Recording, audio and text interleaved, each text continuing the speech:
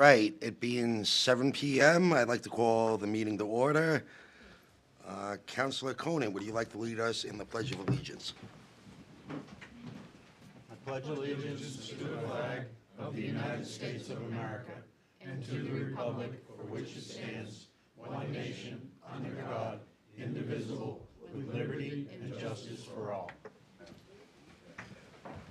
Okay, Katie Gargano is our recording secretary. Would you like to call the roll, please?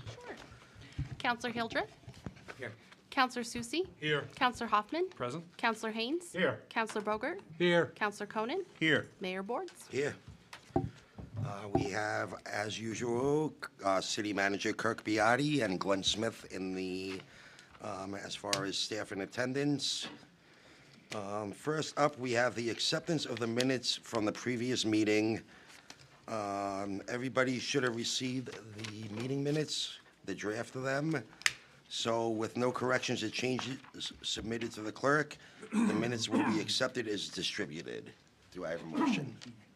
Councilor Conan, seconded by Councilor Bogert. All in favor? That's a nice, easy one. Next up, we have recommendations for appointments to the boards, and commissions. Would you like to speak to that, Councilor Susie? Okay, so the Appointments Committee has met a couple of times. We have a number of different applications and vacancies we need to fill over probably the next 2 to 3 council meetings, okay? Tonight, we're gonna specify and would wanna talk directly about the Building Code of Appeals. Okay, we presently have, that board, probably people haven't heard about it much, because it's the second time it's met in 5 years. Okay, so it shows how good our buildings and everything else staff is by keeping things in check. We have an issue that's come up, I think we've been well aware if the person's come in front of us. I don't know if he's here this evening or not, but, so we had to fill a vacancy, and one of the reasons we had to fill a vacancy is that tomorrow night, there is a meeting of the Building Codes of Appeals, okay, and I believe Councilor Conan will be there. And we would have a quorum, but one of the people is away on vacation in Florida. So we had to, we went out and advertised, and we have 2 candidates that we'd like to bring to the council. The council has the opportunity to vote on, and So do we have 2 positions open or 1? we have one that we're looking at right now, Okay. okay? And there's more than one vacancy on that board. There are 2 positions Yes. open right now. Okay, I thought there was only one. That was we were talking about earlier. Okay. So we have 2 people that we're bringing up for, to vote with, for the council, okay? So if you want to go through those, the first one, and I think everybody has their resumes or their backgrounds, so we can go through that point, okay? Go ahead, Mr. Mayor, just a clarification. Are we voting on 1 position tonight or 2 positions tonight? We're voting for, there's 2 different people, okay? So we can ask, if the council votes it, we can have both people on the board. If the council votes yea or nay on one or the other, then it'll be just one or the other, okay? Whoever gets the But approval. will we have a quorum at that point if we don't appoint 2? Mr. Mayor? Yes, we do. Yes, we'll have a quorum as As you one. need 3 members here. As long as 1 is appointed tonight, there need to be 3 present, and the 4th one will be on Zoom, but you need 3 for a quorum to be present. Okay. That's where I got mixed up earlier. Yeah, I was a little confused on that as well. So we need a quorum because that was advice from legal. That's why we had the 3 people there, okay? Thank you. Okay.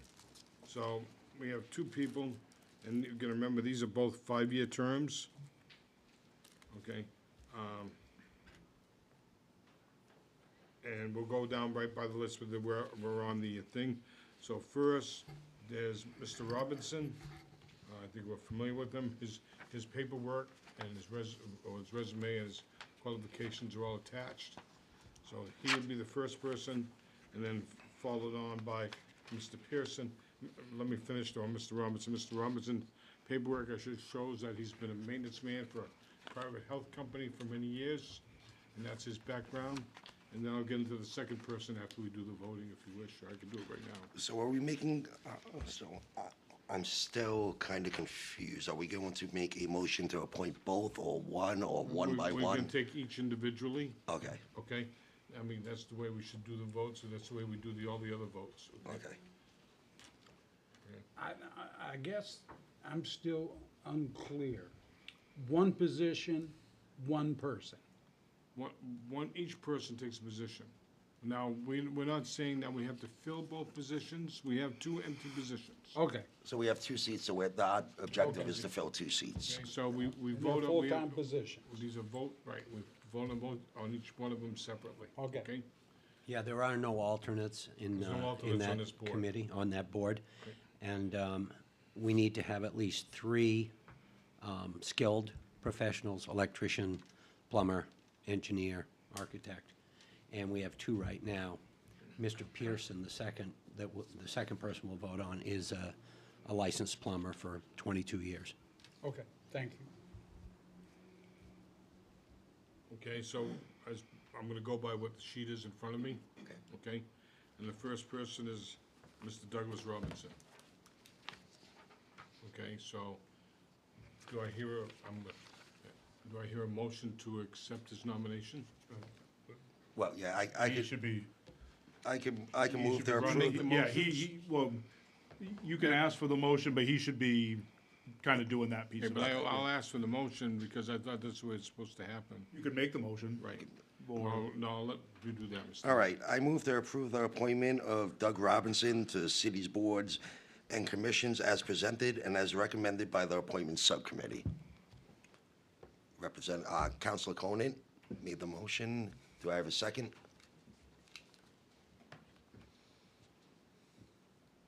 Going once. Going twice. I do not have a second on that motion. So In that case, motion that motion fails. fails. Correct. Okay. The second person is Mr. Benjamin Pearson, and he is a licensed plumber for the last 22 years. Just to, people know, including the public, he came out of our Voc school as a plumber, Laconia High Voc, which is a test to his, dedication. And he lives on Parade Road. His paperwork is also attached. We did confirm that he is licensed, he's well aware of the codes, so that's all here. If there's any questions, we can go through that.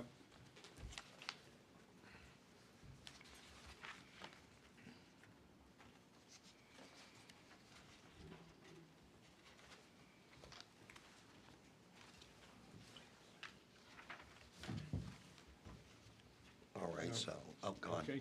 Yep. So I move to approve Benjamin Pearson to the city's boards and commissions as presented and as recommended by the appointment subcommittee. I'll make the motion. Counselor Hildreth, seconded by Counselor Conant. Any discussion? Seeing none, all in favor? 6-0. Congratulations, Mr. Pearson, if he's here. I'm not sure if he's here. He'll be contacted, and since there's a meeting tomorrow evening, he'll be contacted, do a swearing in tomorrow, so he can participate. And if I may, Mr. Mayor, for a Yes. moment, okay? In regards to the appointments committee, okay? Yes. We have, over the last couple of weeks, we've met with different people for reappointments, for example. And what we're asking for is, and I'll use we met with a member of the trustees of the trust fund committee last week, okay? Nathan, for reappointment. And one of the things that we're saying to all of them, and we also had the librarian, I think we had a couple of others, but we're pushing them, and I'll be looking for your help with the city manager, for them to come a couple times a year and present to us, what do they do, where do they stand, what's been going on, okay? Kind of an update. Yeah, an update, because we haven't seen that lots of times, and, for example, whether it's the trustee of the trust funds or the Putnam Fund, we would never hear from them here.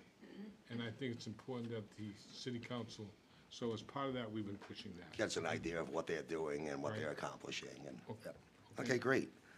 So next, agenda item 8B, we have a clarification of the public hearing date for making Clay Street one-way from Bowman Street to Fair Street and no parking on the odd-numbered side of the street. City Manager, would you like to speak to that real quick? Yeah, and that's fine. Excuse me. When the motion was made last week, it was a error in the printing that we did. The public hearing is supposed to be on the 13th. We had it as the 6th. Notices went out to the abutters as required. That's all correct. Once you guys say okay to this, the posting that we'll have in the paper it's all gonna be correct. And it didn't shorten any time frame. It only made it longer from when we said. So I think just a clarification, just so everybody's on the same page publicly. And then, like I said, all the notifications were done correctly. Perfect. So I move to schedule a public hearing on April 13th, 2026, during the regular city council meeting to gather public input regarding the request to make Clay Street one-way from Bowman Street to Fair Street and no parking on odd-number side of the street. Councilor Haynes, seconded by Councilor Susie. Any discussion? Seeing none, all in favor? 6-0. Next up, we have citizens' comments for matters not on the agenda. Would anyone like to speak? Going once? I apologize for my attire. Hi, I'm Sue Higgins, Ward 2, and I just have a question. I just would like to know how come the WOW Trail from Lakeport to Messer Street, I know it's roped off so that you can't have people snowmobiling on it, but I'm wondering why it's not maintained so that we can walk on it in the wintertime when we have a sidewalk plow? Yeah, I'll take a look at, which section was it, Sue? From Lakeport to Messer Street? It has in the past, though. I can just tell you it. So, yeah, no, I'll take a look and reply back. Thank you. Thank you. Would anybody else like to speak about matters not on the agenda tonight? I'm going to start at 2, 3. Seeing none, we are going to move on. Make sure I'm not skipping anything today. Next up, we have item 13A, a public hearing on Resolution 2026-03, acceptance of unanticipated health insurance rebate in the amount of $86,316 and authorization to give the Belknap Mill $20,000 of said funds for building repairs and to deposit the balance of the $66,316 into the Health Insurance Stabilization Reserve Fund. I'd like to open the public hearing on this. Well, I didn't mention. Time? 1 minute. The notice of the public hearing was made available in the February 26, 2026 issue of the Laconia Daily Sun and posted at Laconia City Hall, Laconia Community Center, Laconia Public Library, and the offices of the SAU. Now I'd like to open the public hearing at 7:13 p.m. Thank you. Sorry. Yes, no problem. Thank you so much. My name is Laura Lamine. I'm representing the Belknap Mill today. I am the chair of the board. I've been a board member for 6 years and the chair of the board for about 2.5. Today, we're just here to hopefully ask the city of Laconia for some assistance while we do some structural repairs to the mill. We have received an LCHIP grant, but we are looking for some help with the matching part of that. And my counterpart here, Kevin Spatala, the secretary of the board, is going to mention a little bit about the structural repairs that are in need. Thank you for having us and allowing us to speak on this need. For those of you not familiar with the Belknap Mill Society, we're the nonprofit that runs the Belknap Mill. The Belknap Mill itself and the society have a long, rich history. We are an anchor in the community. We offer significant value, not only socially, in terms of community and engagement, but economically as well. We're over 200 years old. We represent an industrial heritage of Laconia that's preserved. We want to take our kids to farms to see how you grow food. But do you have a place you can go to see how you make stuff and how they made stuff 200 years ago or 100 years ago and tell that rich story? We're an organization that really has 4 key pillars: arts, history, education, and community engagement. For the arts, we have rich programming that brings craftsmen from across New Hampshire through the league that are juried to present their arts for the community to consume. Members of the community may not have any access to that if not through our organization. For history, we have a number of history programs. Over 300 kids came through our mill last year as part of the fourth grade curriculum for understanding the Industrial Revolution. And we have storytelling that's really rich and help them understand connection to the drones that they use and the video games they use to the past that is right here in Laconia. And they can touch and feel and look at the machinery and see how it works. For education, we have a wide range of education programming, not just for fiber arts and how you make things that you can actually use at home, but we're expanding that program to understand how you grow food locally, how you grow food inside your home to feed your family. We're looking at enriching that education environment and that experience for residents around the area. And then in terms of community engagement, inaugurations held for free at our location.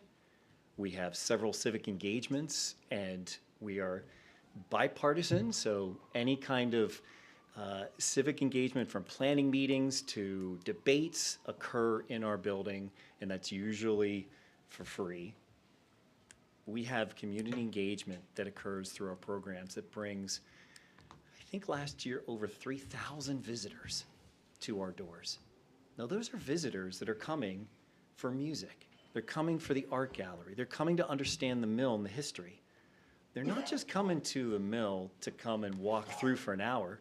They're coming here, they're eating lunch here. They're shopping on Main Street. They're going around to other locations and spending money in Laconia because we are here. Now, we have a challenge. We have a challenge right now because a 200-year-old building needs some care and maintenance every once in a while. We have a structural stability issue in our sluiceway. That's where the water runs underneath the building that used to power the turbines. 7 years ago, there was a structural assessment. There are 2 steel pillars in that area. After decades of being in place, they're starting to corrode. They're approaching end of life. If they fail, that's pretty catastrophic for the building. We're not there yet. No structural engineer will give us a specific timeline. They don't do that because of risk and liability. We also have structural beams in the basement that have developed cracks, may or may not be attributed to the same issue. We need the cracks repaired to stabilize those structural beams in the basement as well.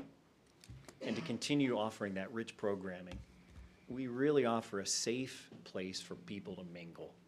How many times do we have that in public right now? A safe place, cross-generational space, where 3 to 4 generations mingle in programs together in one place. We also foot the bill for the water and the electricity for the park. That comes out of our budget. So we're simply looking at how can we get some money to address a near-term structural issue, while for decades we've been paying for the park's electricity and water and all the irrigation that goes on there too. And we're willing to keep doing that, but this near-term need is going to become more and more desperate here over the next 24 months. So we're asking for $20,000. As Laura had said, the state believes in us. They've already given us a grant for $38,000 for the 76 that we need to do the estimates, the engineering work, the design, and the repair itself. So we have 38 in hand. We're asking for 20. We're very confident we'll get the remaining amount that we need to actually finish not only the plans, the design, the engineering, and the contracting. So you're a 501c3. Have you tried any fundraising to get this money? Yes. We What have activities multiple have you done? channels. Because we're a nonprofit, 38,000, well, even 76,000 for this project is a small amount for the annual amount we have to raise to keep the lights on.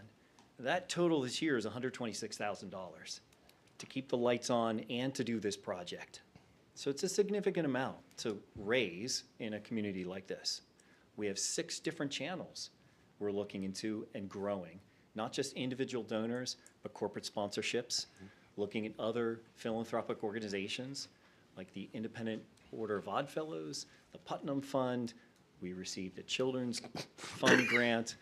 So there are other kinds of grants that are out there. We've tapped into the one that is good for this, but a lot of other grants aren't available for this kind of specialized structural stability.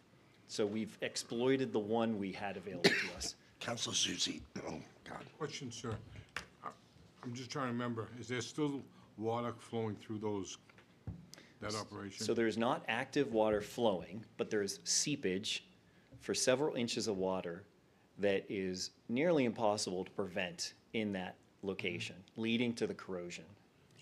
Well, how are you gonna handle that water?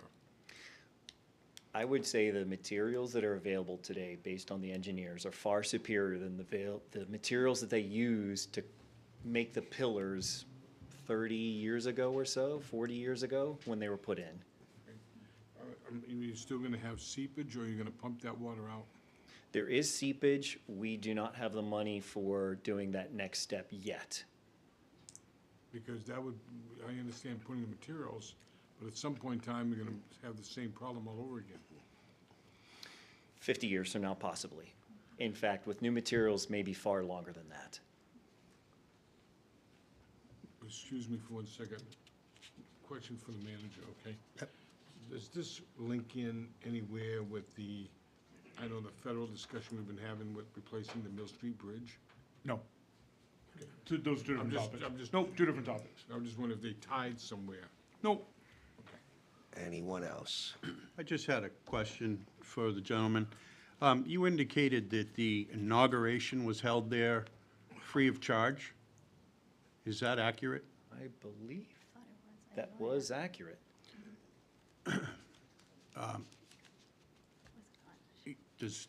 Would you like to speak to that, Mr. Manager? I was under the impression we spent some money. I couldn't tell you what it is off the top of my head, but I think you might have some Was it documentation for there. the space or for catering or For the things that we space. weren't, For the space. for the It's- space it's- itself? It's my understanding that we paid $550 for that event. I just wanted that, is that Okay. correct, or, I am not aware of that. okay? Anybody else? All right, anybody else like to speak to this matter? Thank you very much. Thank you. Thank you.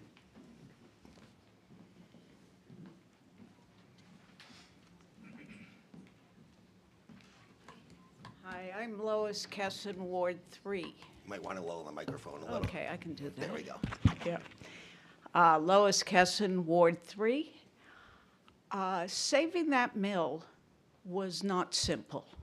It went through the courts, it was a battle, and on the day that the bulldozers rolled in, Pete Karagianis, Norm Weeks, and my father, Nat Kesson, stood in front of the bulldozers not to let them come and take it down until the court order came to stop it. And they were successful. And we have this beautiful piece of history. Let's just preserve it. I'm a Kesson. I have to speak for it. Thank you very much. Anybody else?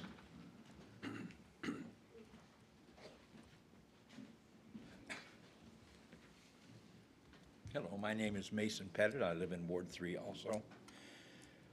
What is the Healthcare Stabilization Fund? Pardon my ignorance. Well, that's a different topic. That's where the money's coming from, that's why it's Oh, for this? Oh, do you want to speak to Yeah, that? sure. Greg? Yeah. So, I couldn't tell you how long ago, but at one point, there was some leftover money out of some of the health insurance lines.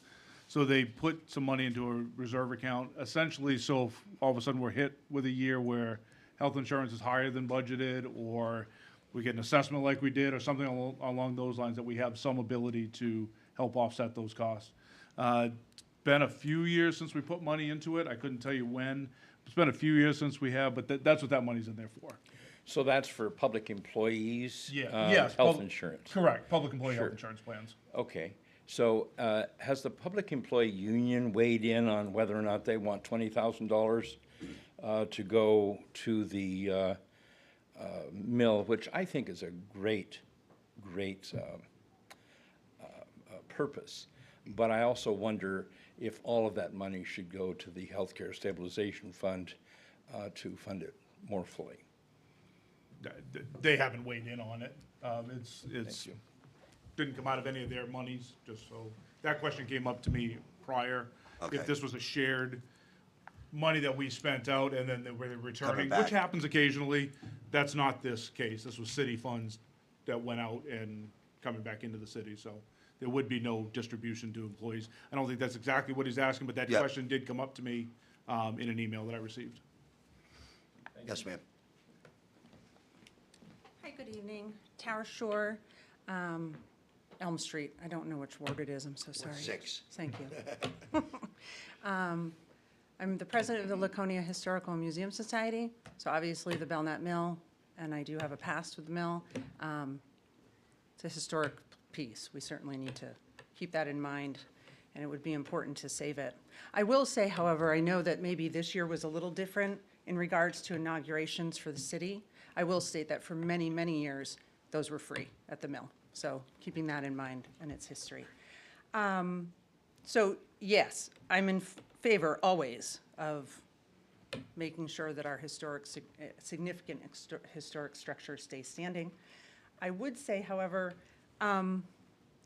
is there an application for extra funds somewhere?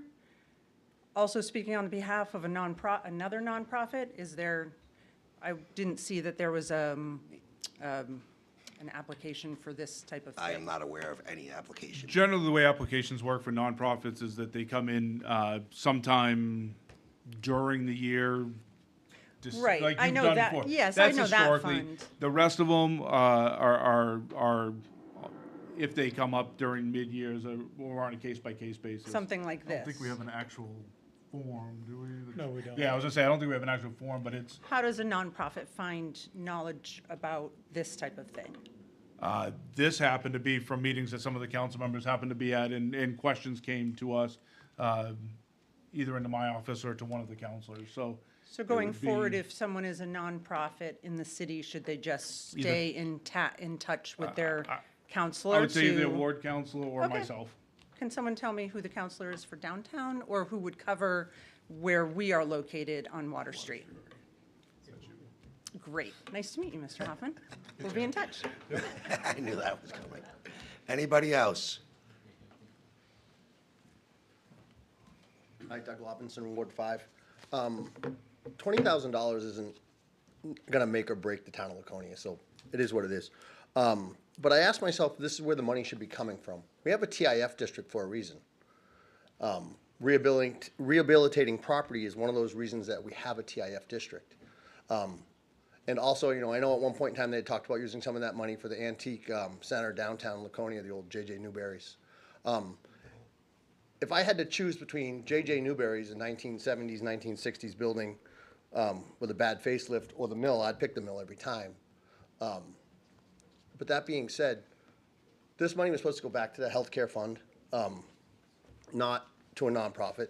We just had another lady here from a nonprofit who said, "You're giving away money here, Mr. Hoffman. I'm going to be in charge. I'm going to be in touch with you soon because I also run a nonprofit."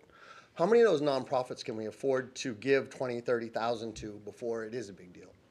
Before it doesn't come out of the right funds, and before it affects other budgets that we shouldn't be touching? That's my question. And I'd ask you guys to think about that. You know, again, I'm not saying don't save the mill. I'm saying do it the right way, use the right funds. Thank you. Anyone else? May I speak again? Sure. Thank you. Mason Pettit, District 3. District, is it district? Ward 3. Ward, yeah. I'm from Washington State, actually, and wards aren't out there that I'm aware. I'm a public employee. I've been a public employee my whole life. Often when we were negotiating for conditions, one of the things that management would say to us is, gosh, the healthcare costs have gone up so much. We just can't afford it. And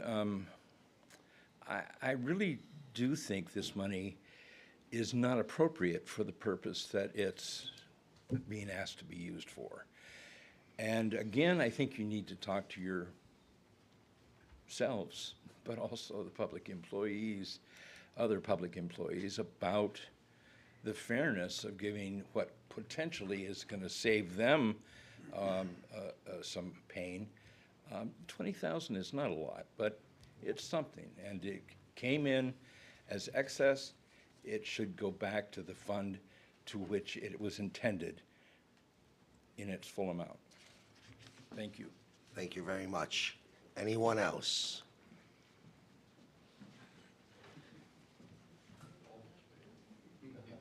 Mr. Mayor, city councilors, thank you for your service to our community. My name is Jennifer Anderson. I live in Ward 4, and I formerly held the position of the Belknap Mill Board Chair for 9 years.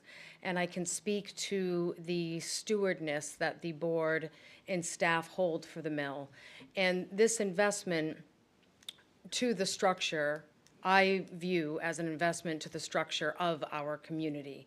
As the oldest unaltered textile mill in the entire country and as the official meeting house for the state of New Hampshire, we have a legacy that I believe should be protected. And I will say that over the last number of years, which I know is a big cause for you, Mr. Mayor, is our issue with food, not food necessarily, but with housing insecurity. The mill does not have control over the property that it sits on, which is city property. And what was once a very booming event business has been very significantly impacted by the activity that happens in downtown Laconia and around Rotary Park. To be frank, that is very difficult when you are touring to a would-be couple who's going to get married, and they are concerned about how much they'll have to pay for police protection at said event. And what was literally the bread and butter of our budget has been close to demolished by that. And to Lois's point, we don't want to see any more demolition of our history, as Tara said as well. And so we just hope that you will consider supporting the Belknap Mill and consider supporting the future. Thank you. Thank you very much. Anybody else?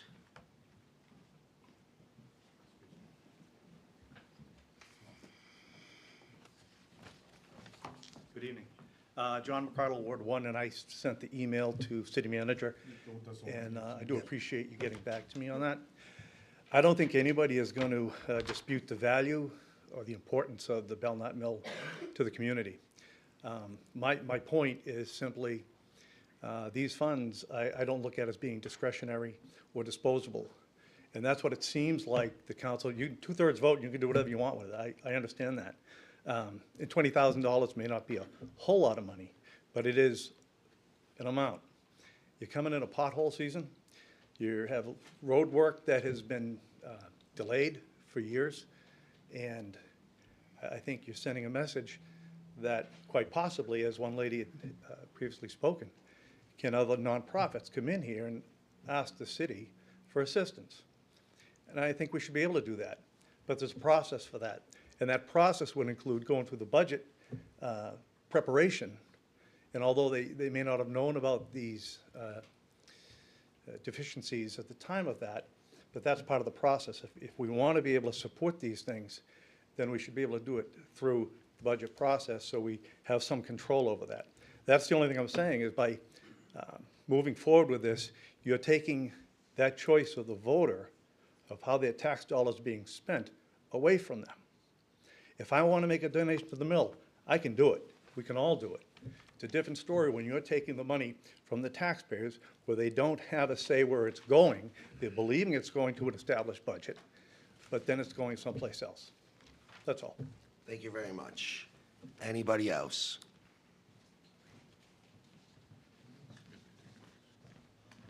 I have just a couple questions on this. My name's Mark, I'm from Ward 5. So exactly what is the healthcare fund? The city managers went over it.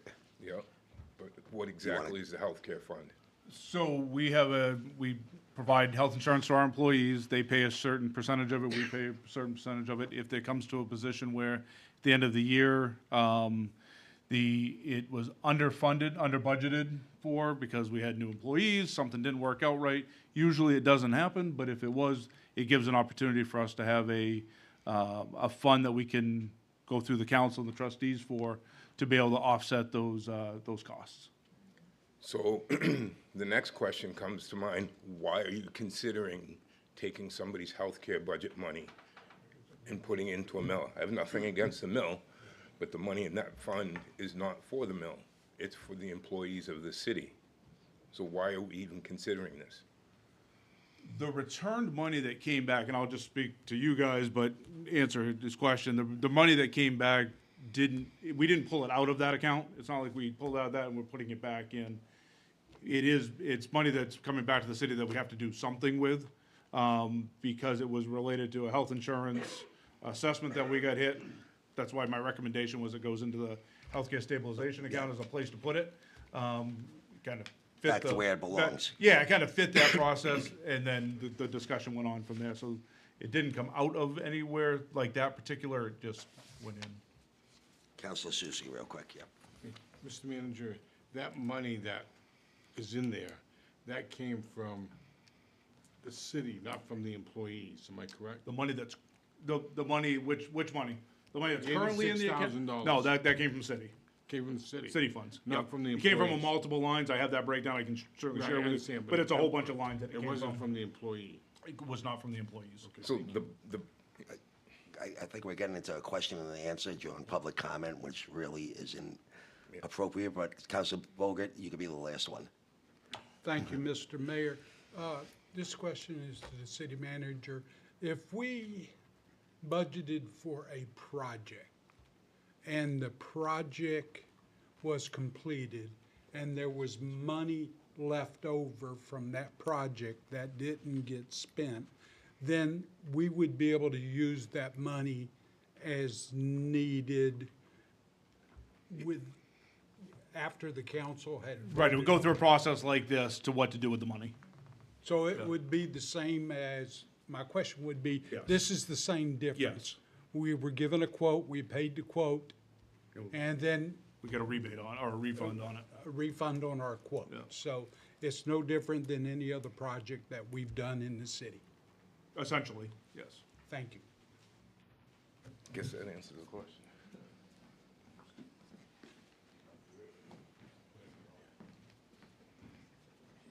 I do have an issue with trying to make everybody happy most of the time. So why can't you take the whatever money, since you have the option to do with it as you please in a sense, and put it in the nonprofit fund that we are allowed to request funding from at the end of every year or the beginning of every year, and let it sit there so that nonprofits like the Belknap Mill, ourselves, or anybody else can then request from it. So that $20,000 can go into that fund, and people can request under the application process that you already have for nonprofits. There is no nonprofit fund. Well, whatever that, No, what is but it it's, called? I'm sorry, yeah, no, what is but it I'm called? just, I'm no, sorry. it's really nothing, it's during the budgeting process is one of the, it's under the administration, one of the lines, one of the, sections under the administration is the special items that we receive letters from, different nonprofits, say, hey, can you add me to this year? Sometimes we can, sometimes we can't. Sometimes you guys want to fund a little bit more, a little bit less, depending on what the years look like. So it's not So like can you- there's not like a fund, it's more what your. Budget line item. It's a budget, essentially it's a budget line item with a bunch of breakdowns underneath it. Can you add money to that budget line item? That's done during the budget process typically. So when something like this comes along, it's not something you can then add in as like a deposit to that line item? No. Okay. No. All right. See, Thank you. just trying to fix something. Anyone else? So as I listened to Sue Higgins, Ward 2. So as I listen to everybody speak here tonight, it is clear to me that there's more than one nonprofit in the city that needs funding. And I also think it's clear that the Belknap Mill is an important part to the city, and that it only makes sense based on the population that has been outside, that they have lost a significant amount of business, that they could have funded it themselves. I also think that listening to them in their presentation, it doesn't seem to me like they are only looking for money from the city. They have looked for various other sources for what is going on there.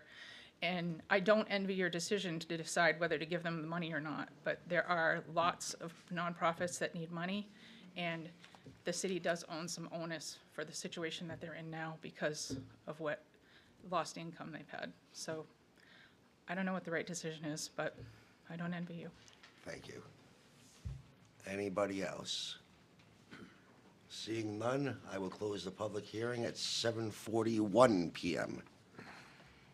Next up, we have agenda item 13B, another public hearing, ordinance 2026-221-36, amending Article 3, parking, standing and stopping, Chapter 221-36, winter parking.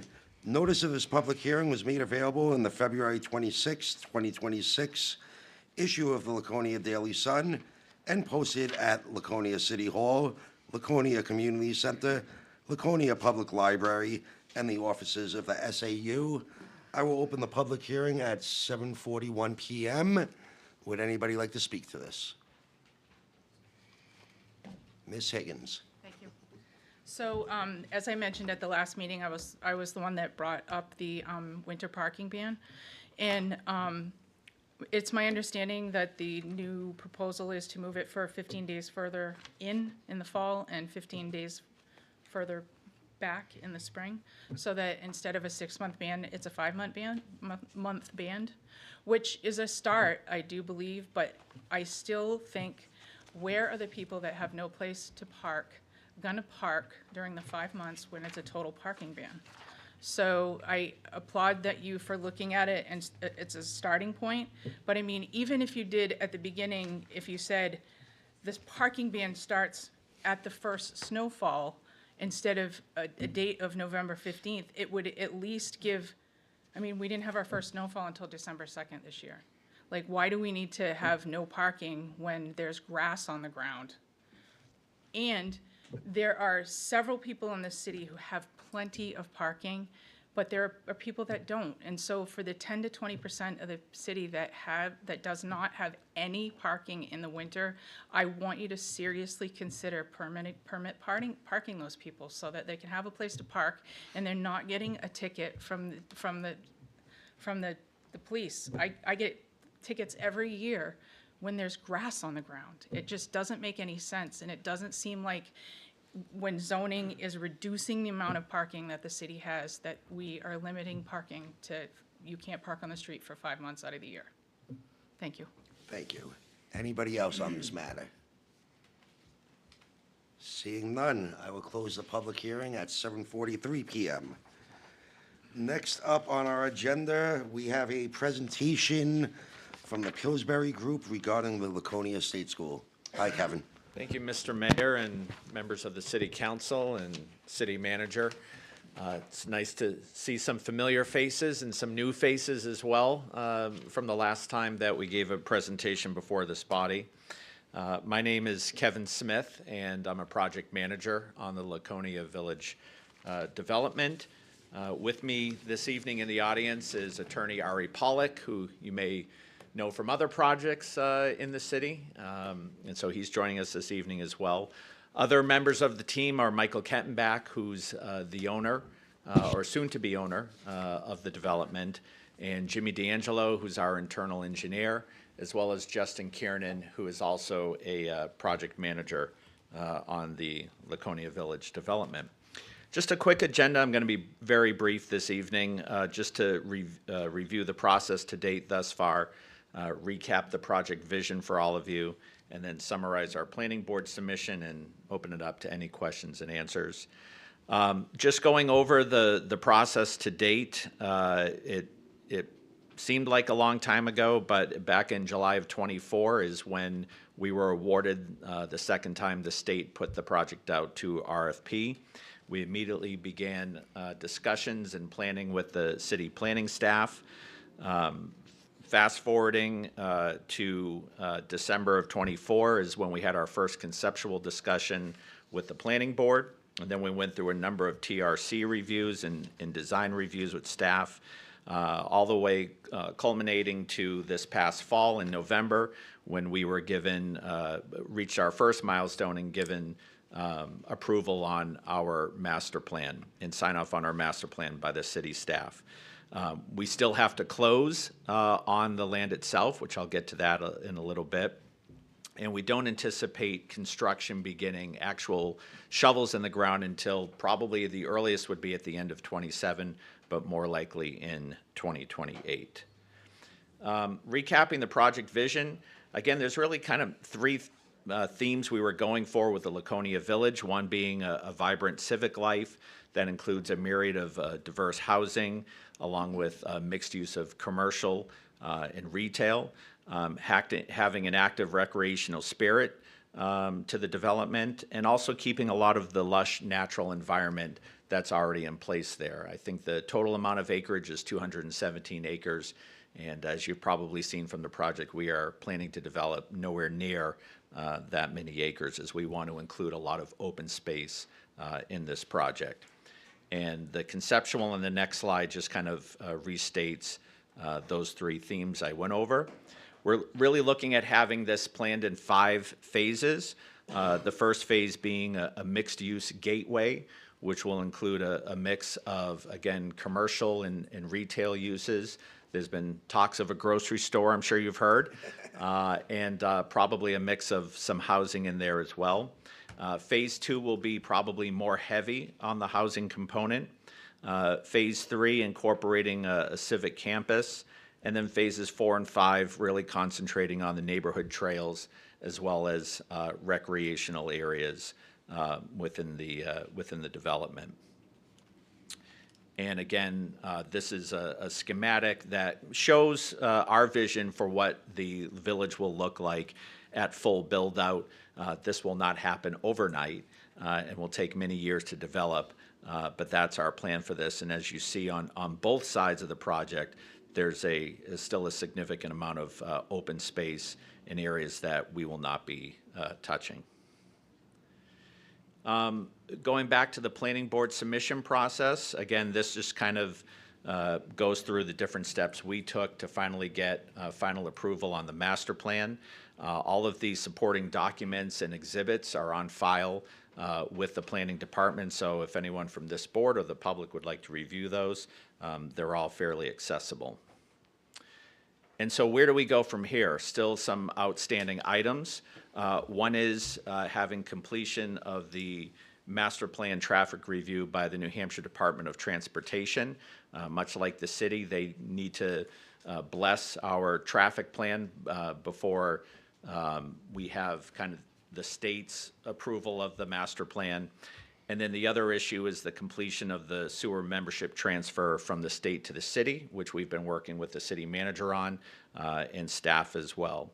And so with approval of the master plan, we're looking to advance the phase 1 of development, which will require DOT signing off on the overall traffic plan, as well as having a resolution to that sewer infrastructure issue. Just to restate here again, as we've done at a number of the public hearings, as this goes forward, just because we have approval of the master plan, that does not mean we can put shovels in the ground tomorrow. We still have to come in with all of the individual site plans for each phase of this project.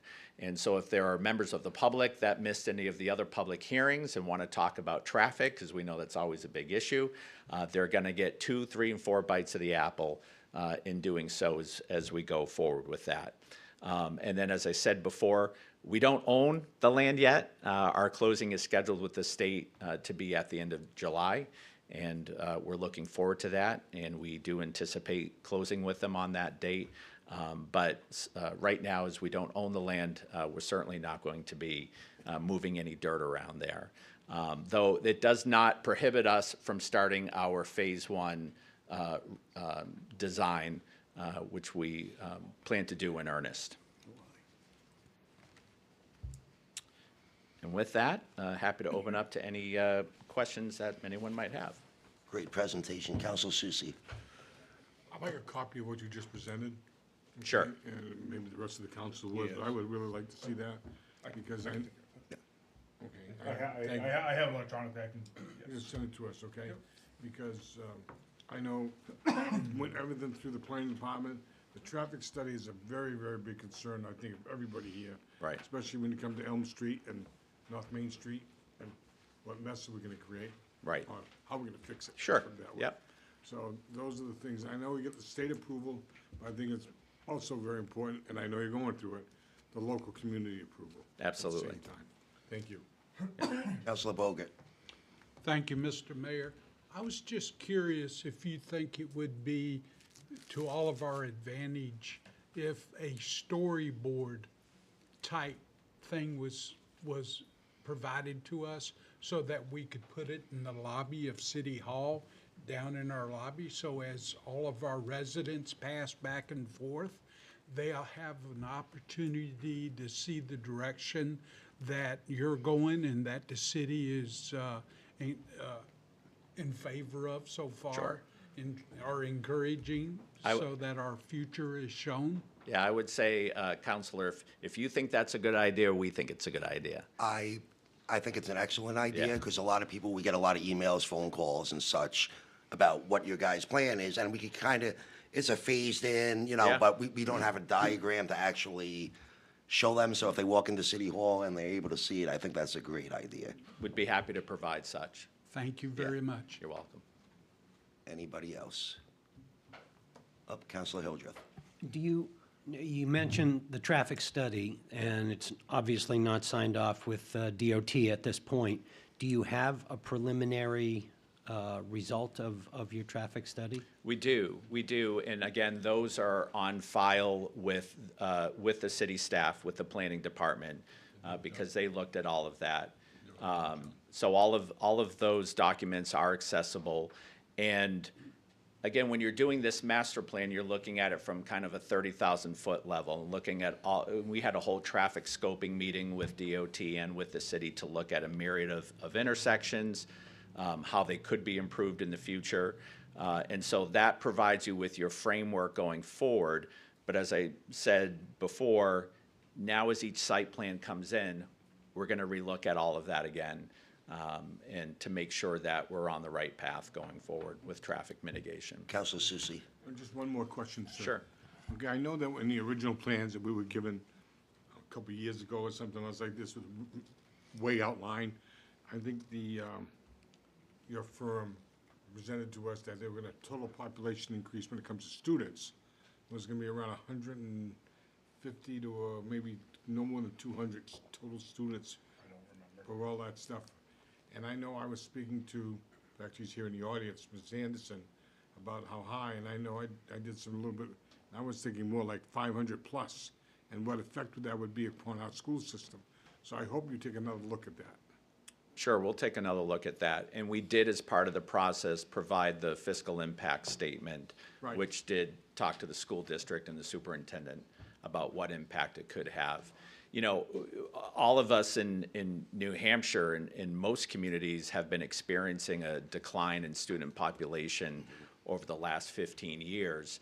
And there's a number of factors going into that. I live in Londonderry, and we're down over 1,500 students from what the max was 20 years ago. Even though the total population has continued to go up, you know, we've gone from 24 to 28,000, but the student population has seen a stark decline. And even with multifamily housing, you're just not seeing it producing school children. But I'll make sure, you know, that the group we worked with to come up with that fiscal impact study, we're gonna continue to monitor that the whole way through this build-out. Right, I totally agree with you. I mean, Yeah. numbers are all over the place, right? I remember when I was going for my MBA, there was a book we had to read and be part of a class, how to lie with statistics. That's, I just want to make sure. Yeah. that we- Anybody else? Counselor Hoffman? So we've been made aware over the last few meetings that it sounds like natural gas is going to be maybe off the table for this development. Have you looked at possible solutions for that aside from propane? Like solar, geothermal? I think we're air source heat gonna look pumps? at all potential options that are on the table, not just propane. But that is my understanding as well, that this area will not be able to be served by natural gas until, 7 to 10 years, Kirk? Is that the number? At best, yep. Yeah. So I think we have to look at all options, all potential energy options. Thanks. Yeah. Anyone else? I'm just gonna make a comment. So a few of the documents that he referenced were sent out pre-election. So I have copies of those. I'll get them I'll refresh everybody with them, but that way the three of you would definitely have them, so we'll get those taken care of. Thank you very much. All right, I thank you, Mayor. appreciate it. Appreciate your time. Thank you. All right, next up, we have the mayor's report. Not a whole lot going on right this minute. City manager and I met with Senator Shaheen recently about getting some grants and some housing funds from the feds. And the most important thing right now is I'm in the final phases of putting together a homeless subcommittee. Anybody wants to volunteer, please reach out. We just need a few more people, and we'll be moving forward with that. Next up, I will let the council comments come. Anybody has a comment? Seeing none, do we have any committee reports to discuss? Seeing none. Now we're up to citizens' requests to comment on current agenda items. Does anybody want to comment on any of the agenda items tonight?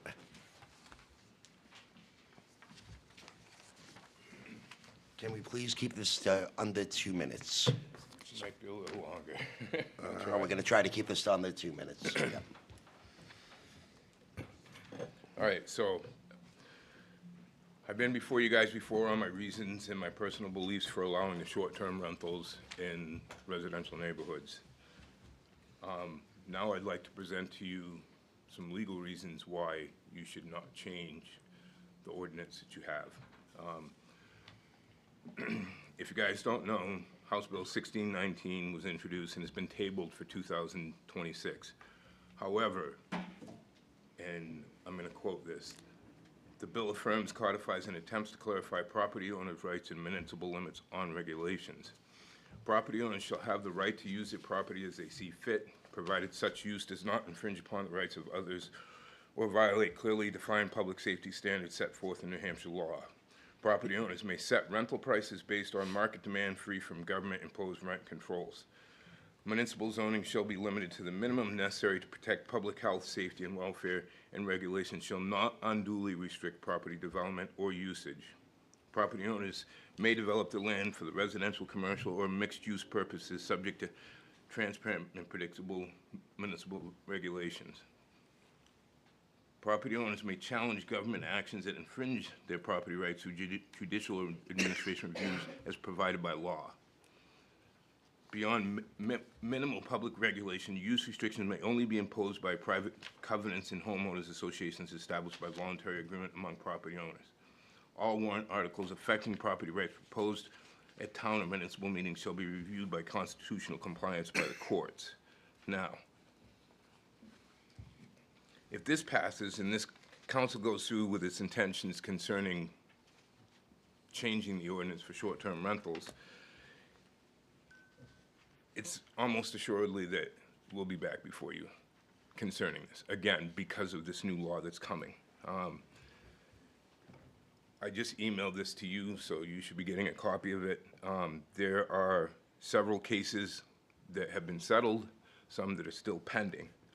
Just a few: Holkestra versus Town of Sunapee, James Carter and Susan Carter versus Town of Freedom, Edward Zoni and Clymer versus Town of Madison. Just kind of skipping on. And then the two biggest one is Conway versus Kudik, and he's also in Portsmouth.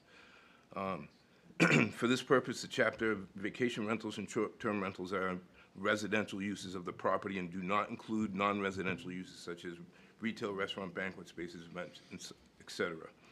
RSA 48A2 provides that the powers granted under the section shall not be used to impose any additional ordinances, codes, bylaw, license certificates, or other restrictions on dwellings used as vacation rental or short-term rentals. RSA 48A-8:8 similarly states that the enforcement powers under the chapter shall not be used to impose additional restrictions on short-term dwellings. Finally, the last item for this counselor to consider is the New Hampshire Constitution. Okay, it has a doctrine of preemption. Anybody ever hear of that? All right. So, in contrast, state laws can preempt local laws when there is a conflict, often grounded in state constitution or statutes that delegate specific powers to the state legislature. The state preemption clause in the New Hampshire Constitution is not explicitly mentioned. However, the Constitution includes various sections that address state sovereignty and the authority of the state government. For example, Article 2 of the Constitution discusses natural rights and state sovereignty, which may relate to the state's authority over certain matters, which would be this ordinance that you guys are trying to pass. As stated before, we are having this discussion due to a handful of short-term rentals that have had numerous parties, loud gatherings, trash parking, all of that. With the understanding that short-term regulations can become legally complex, municipalities already have tools with existing ordinance, such as noise, parking, nuances, health, and trash enforcement, to address impacts without creating additional regulatory structures that may increase litigation exposure. Finally, I would just like to state that members of this council represent the residents of this town. I honestly don't believe that the majority of the residents of this town want to do away with short-term rentals. So I ask a simple question to those on this council who are trying to eliminate the short-term rentals. Are you really representing the majority of your constituents? Okay? Are you truly being an unbiased representative? You indicate that a person may always apply for a variance, but we know that the reason for this is variances aren't going to be given because you're trying to eliminate. You're trying to eliminate short-term rentals in residential neighborhoods. Thank you. You know, We're so a bit over 2 minutes, so. Yeah, so that's my. Thank you very much. Anybody else? Please keep it to under 2 minutes. Hi, I'm Carol Varney from 58 Edgewater Ave, Ward 1. No fireworks, no cookies, sorry.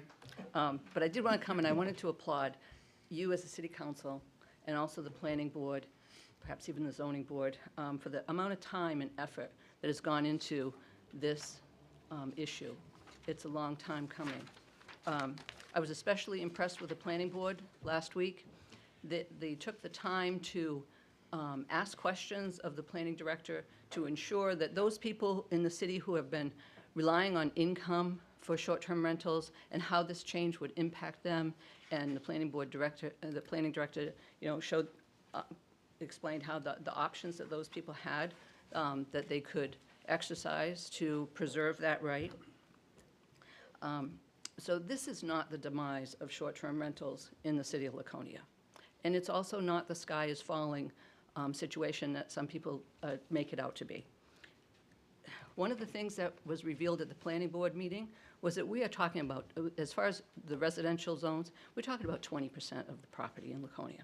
That leaves 80% of our city open to short-term rentals by right or by exception, and that also is any income that they, you know, financial benefit that they might bring to the city. 80% of our city is available, and that 80% is much better suited than the neighborhoods that were never, ever established to be homes to vacation rentals, short-term, you know, revolving door hotels, unsupervised.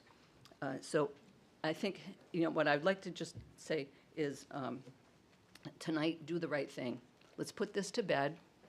Let's vote on pass the language changes as they are, and preserve our neighborhoods, preserve the peace and safety. We talked about safety a lot at the planning board, how, we don't know who's in our backyard.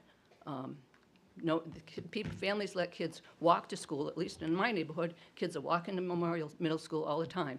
But we need to make sure that they're safe. Thank you. Thank you. Anybody else? Under 2 minutes, please. I'll keep it under 2 minutes. I promise. So, I said it once, I'll say it again. Litigation's expensive. I emailed almost every one of you guys with some numbers, where the cases were being held. And some of those cases are $200,000, $300,000 to the case, to the town of Sunapee and others.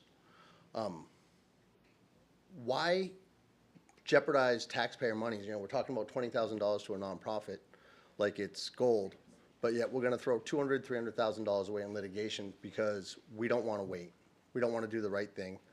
We don't wanna see what the state's gonna do. I ask that you stop, think, make a clear choice to postpone this vote until the state's figured out what's going on. And someone said 20%. Not for naught. You guys were elected for 20%. Right? You weren't elected by 80%. Right? You were elected by 100%. People went out and voted. Those 20% matter. They do matter. Right? It's not, oh, well. It's everybody should have a say and everybody should be able to be heard. And when you take 20% off the table, you just told 20% they don't matter. And that's a shame. People matter. Every one of us matter. 20% matters. Thank you. Anybody else?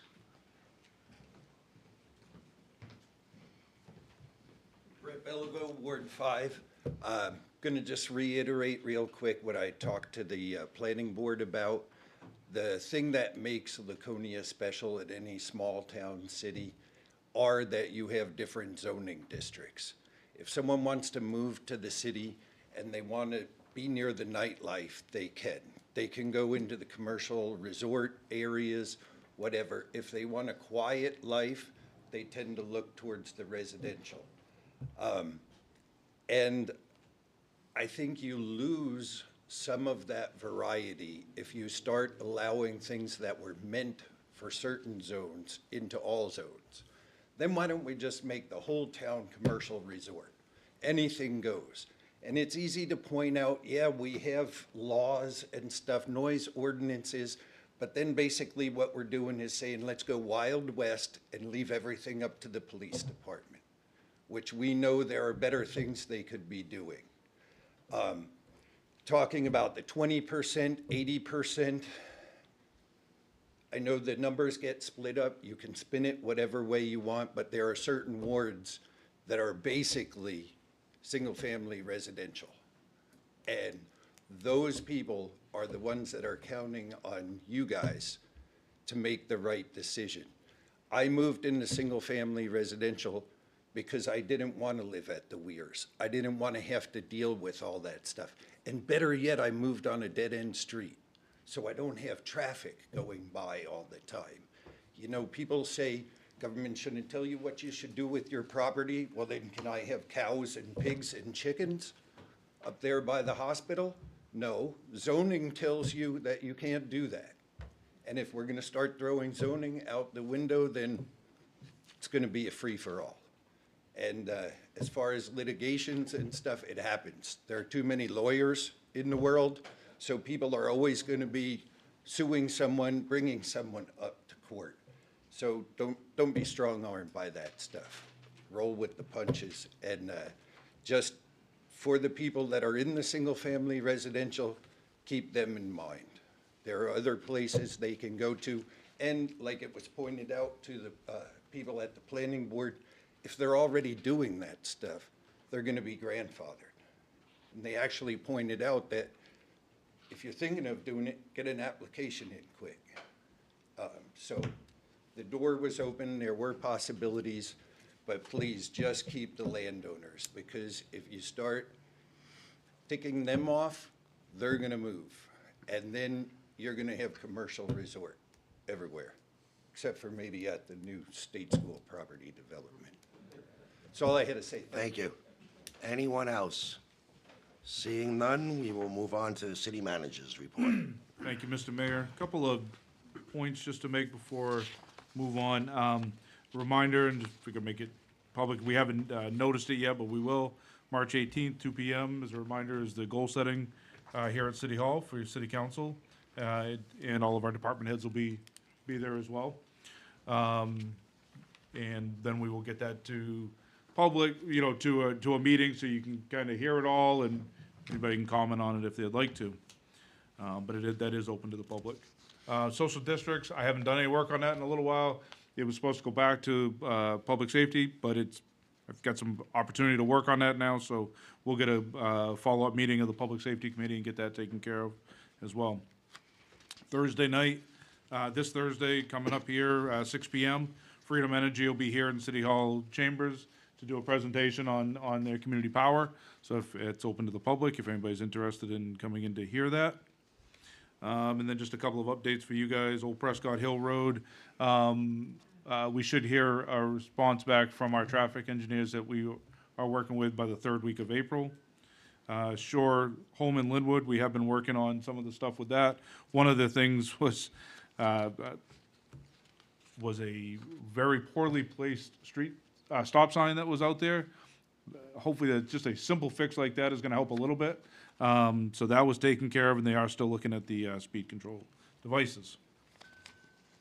I'm not gonna go through section by section tonight, so we can keep tonight moving along, but in your packet and in the agenda is the financial and operational trends for the month. You'll see the current year for the building report. That is, again, I'm gonna have the final numbers on that by the end of the month. That'll come down a little bit, but that is there.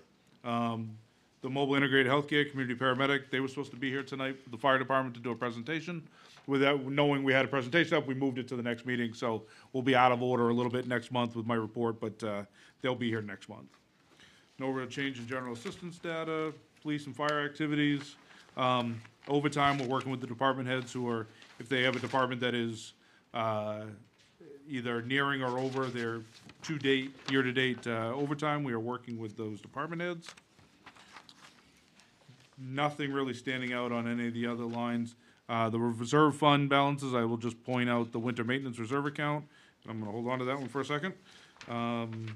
Again, no other major changes, except for on the last page. This winter storm cycle that we had this year, overspent us. As expected, it didn't help that I think every storm came in on a nighttime and a weekend, which obviously adds to a lot of overtime. The way we handle with this here, and we do it every year, is if there's any overage, we look to see if there's opportunity to just take it out of the general operating fund for DPW budget. Sometimes there is, you have a little extra money in a certain line, you can move it around and take care of that so we don't have to go into the reserve account. Don't know if we're gonna be able to do that this year. We won't know that answer until, at best, towards May or June, towards the end of the fiscal year. If it does, and we do need to go into that, the winter storm maintenance reserve account, it would require both your approval and the trustees, and we would work through that process. I'm hoping today was a sign of good things with the weather, but I can't, it's New England, I know. So, but we are tracking that. We do know we're over, and we are evaluating how we're gonna handle that. And that's all I have, unless you want to go specific on something. Counselor Bogut. Going back to social district. Yep. Are we still on the glide path to be ready for summertime? Yes, To yeah, have- we will get this back to public safety and then to you guys, so we're ready for summertime, absolutely. That's key, yep. Yeah, oh yeah, no, we will. Lose a lot of revenue if it's not ready. All right, next, we're on to unfinished business. Agenda item 22A, Resolution 2026-03, acceptance of unanticipated health insurance rebate in the amount of $86,316, and authorization to give the Belknap Mill $20,000 of said funds for building repairs, and to deposit the balance of $66,316 into the Health Insurance Stabilization Reserve Fund. I move to waive a reading of Resolution 2026-03 2023 in its entirety and to read by title only. Counselor Hildreth, seconded by Counselor Hoffman. Any discussion? Seeing none, all in favor? 6-0. I move a second reading of Resolution 2026-03, acceptance of unanticipated health insurance rebate in the amount of $86,316, and authorizing to give the Belknap Mill $20,000 of said funds for building repairs and to deposit the balance of $66,316 into the Health Insurance Stabilization Reserve Fund. Counselor Hildreth, seconded by Counselor Hoffman. Any discussion?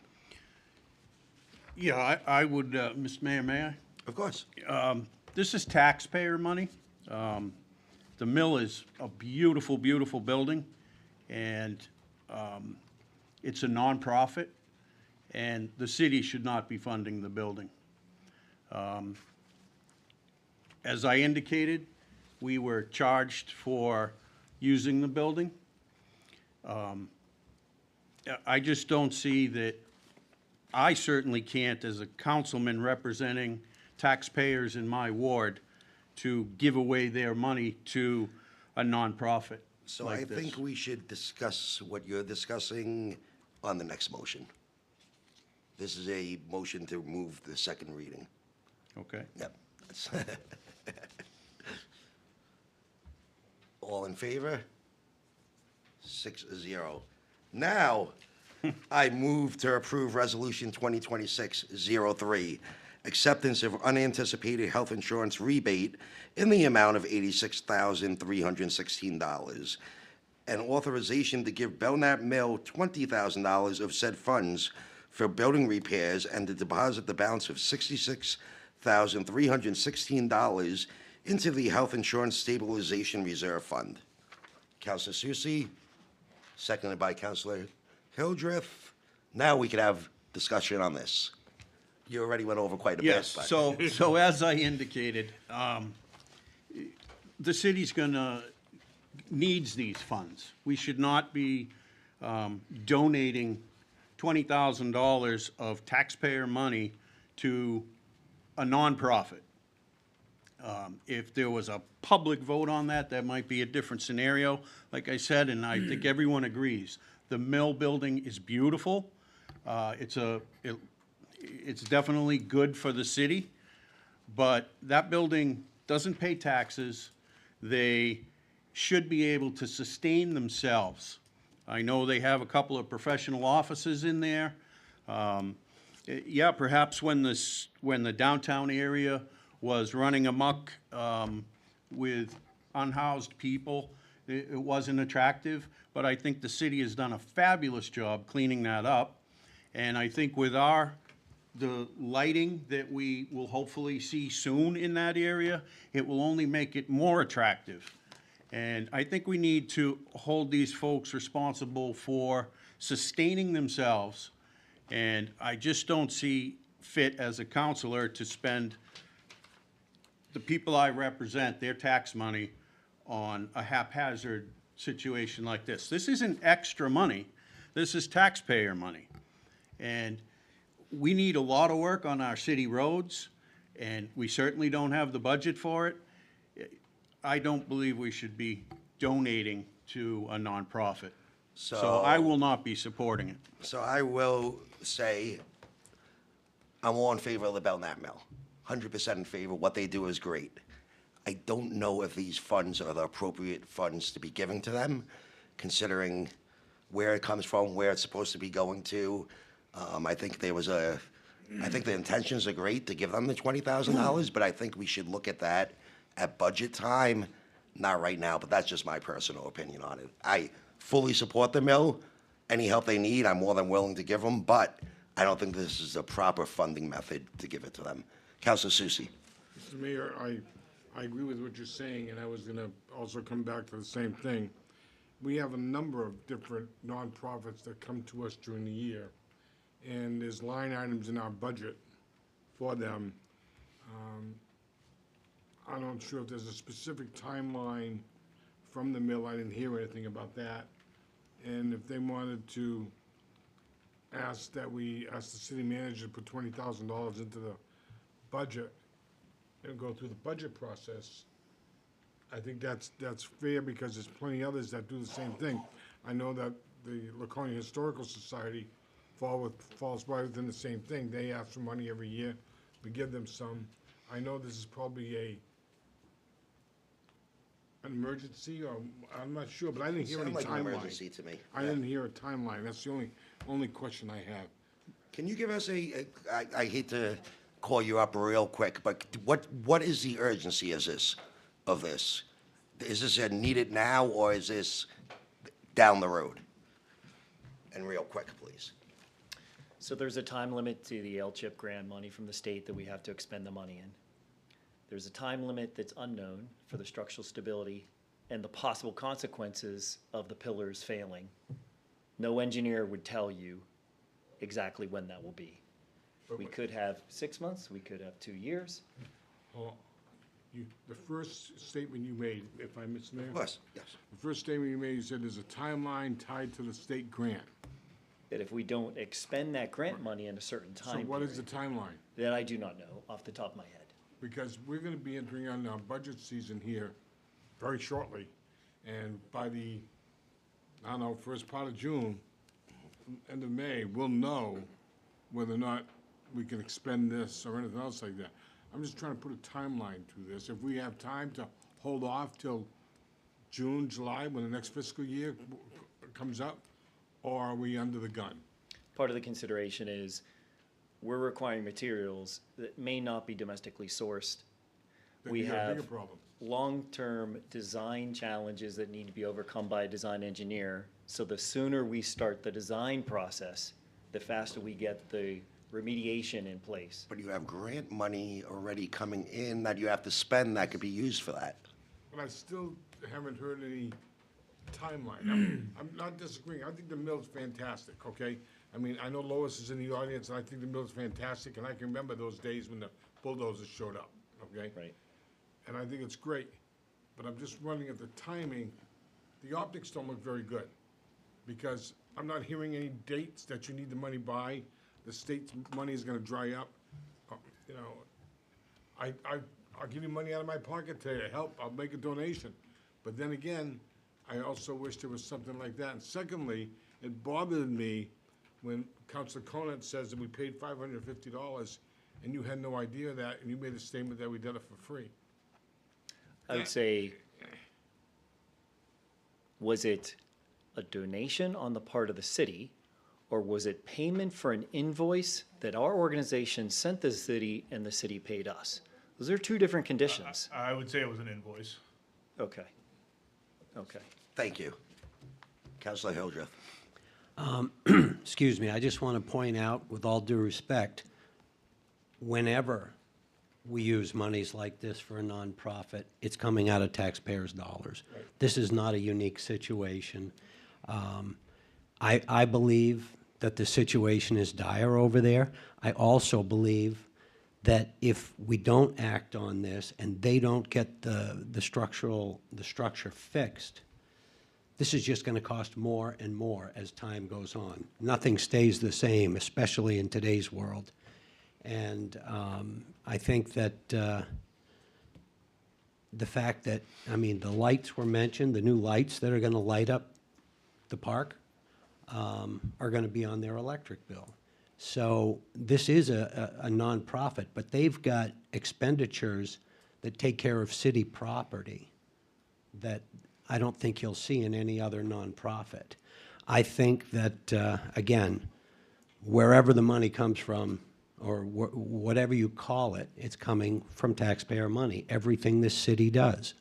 So I highly recommend that we move forward with this, and I hope that the council can concur. I'm just going to reiterate, I really feel this is a budget season item, not a take Rob and Peter to pay Paul item, but that's just my personal view. Councilor Hoffman.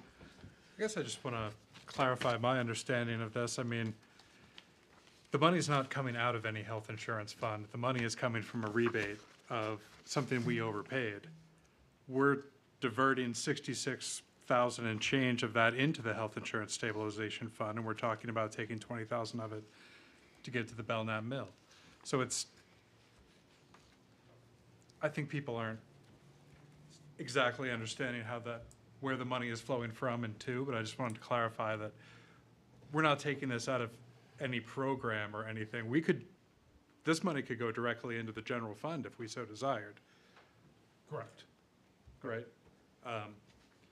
So instead of waiting until budget season, we could take money that might as well be in the general fund and spend it for this. It's just expedient, I think. I think at the end of the day, it's not really a shell game of where the money is coming from. I think Councilor Hildreth was correct when he pointed out it's all taxpayer money. And I think not all nonprofits are created equal. I think we talk about the Belknap Mill. It's a cornerstone of the community. It's right there on city property. It's in our backyard. We hold city events there. I'm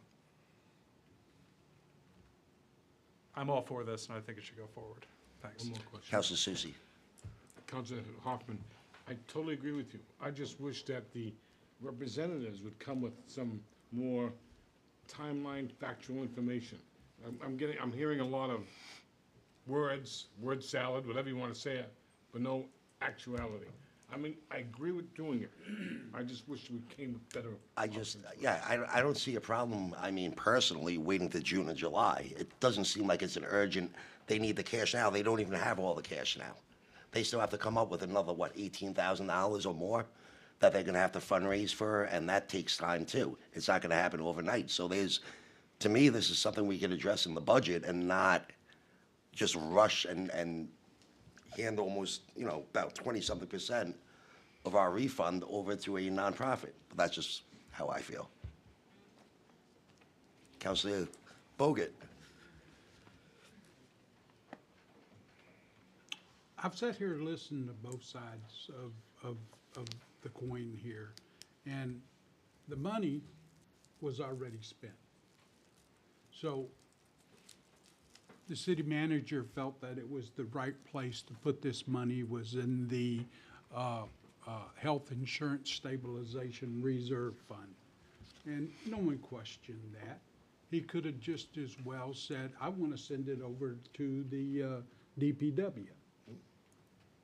And everybody would have sat here and said, yeah, Sam makes good. We sit here on many occasions appropriating monies for different projects that weren't budgeted, but we find ways to make that happen because circumstances come to us that are unforeseen at the budget time.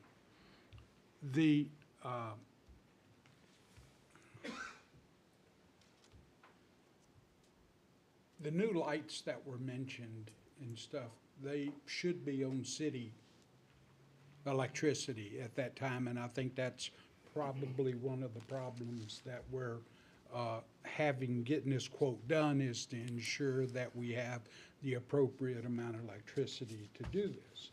Now, one of the funding mechanisms the mill had was Rotary Park.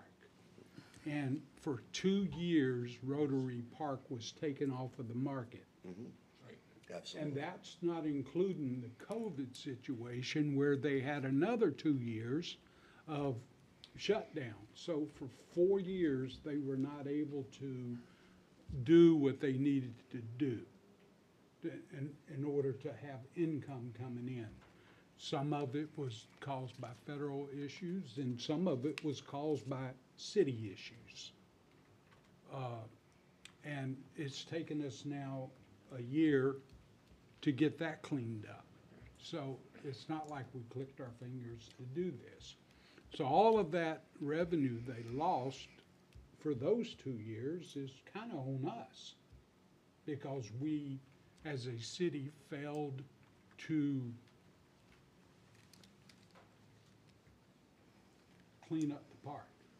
So I will say to that, so what about the homeowners that lost use of their property due to the same situation? For how many years should the city be paying them for their loss of use of their own property? No. Okay, And, that's- and, that- and I agree with that.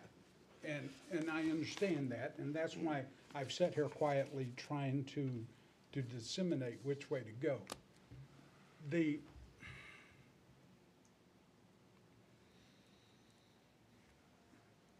I think that this is a cornerstone of our city. It's one of our, it sits on city property. So the city does have a stake in that building. If we choose as a city to not help them to fix something sitting on our property, where now it could get to some point where they have to tell everybody they have to leave the mill building because it's structurally unsound. So all the rented people that sit on the second floor would have to leave. All the people that use the upper level would not be able to use the upper level. The tours would stop. And so for all practical purposes, the nonprofit would be a nonprofit without a revenue. purpose, because Yeah. the building will sit there with a sticker on the front saying it's not a sound Condemned. building anymore. And that will sit on our property that we're trying to reshape Laconia into something that's people want to come to. People want to visit. People would love to go to Rotary Park. People want weddings at Rotary Park.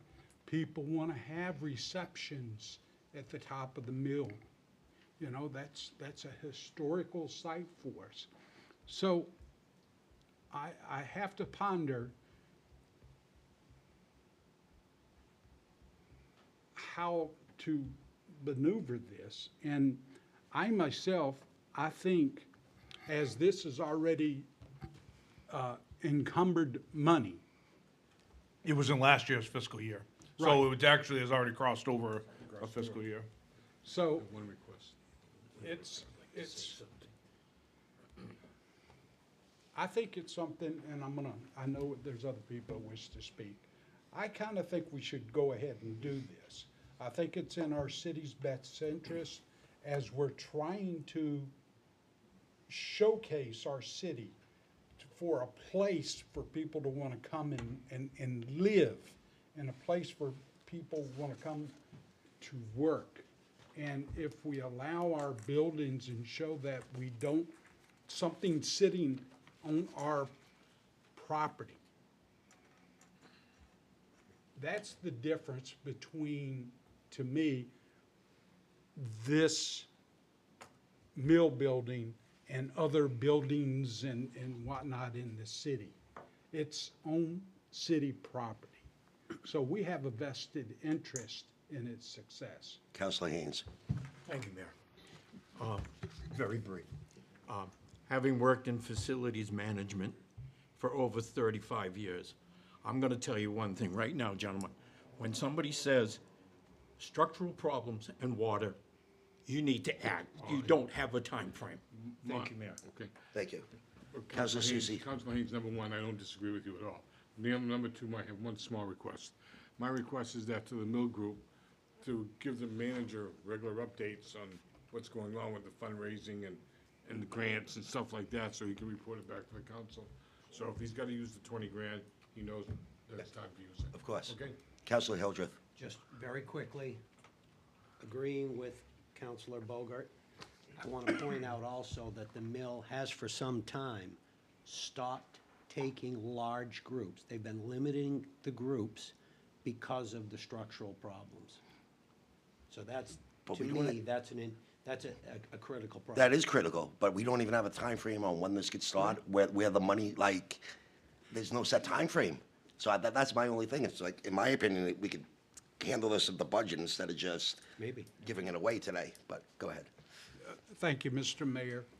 If I'm not mistaken, we could allocate that money, the 20 grand, towards the project based on them achieving their other fundraising goals. And if they don't make their fundraising goals, that they need to do the project, then, because as was indicated, we don't need to write the check tonight. We just need to approve it, and we can approve that with a condition that they've achieved their goals of being able to fix it before we allocate the funds, and then that way it leaves it with the city manager. So that would be a friendly amendment, is what that would be.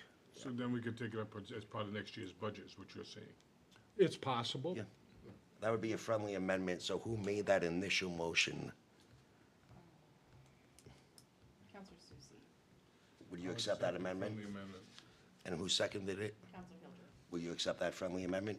Yes. So now we have a new motion. And what were those conditions again, Councilor Bogut? I do believe the motion would be to approve the, if I may. Yes, of course.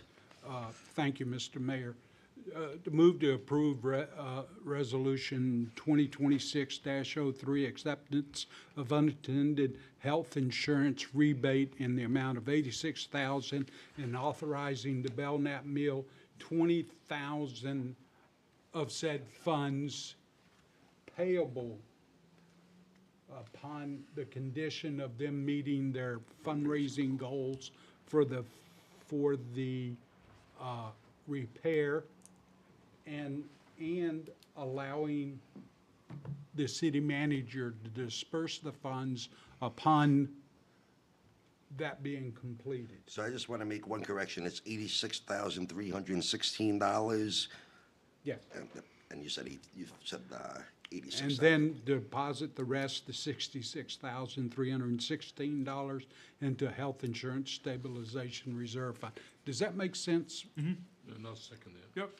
But we already had, you both accepted the friendly amendment. That's So that's the kinda like motion on the with floor that right now. rolled in. Do we have any further discussion? If I Councilor may, Cronin? I just wanted to point out that we were just informed we have a winter maintenance budget that's in the red, and we, you know, if we deem it necessary to donate to the Belknap Mill while we're in the red on some budget items, I'm against that. That's all I have to say. Councilor Bogut?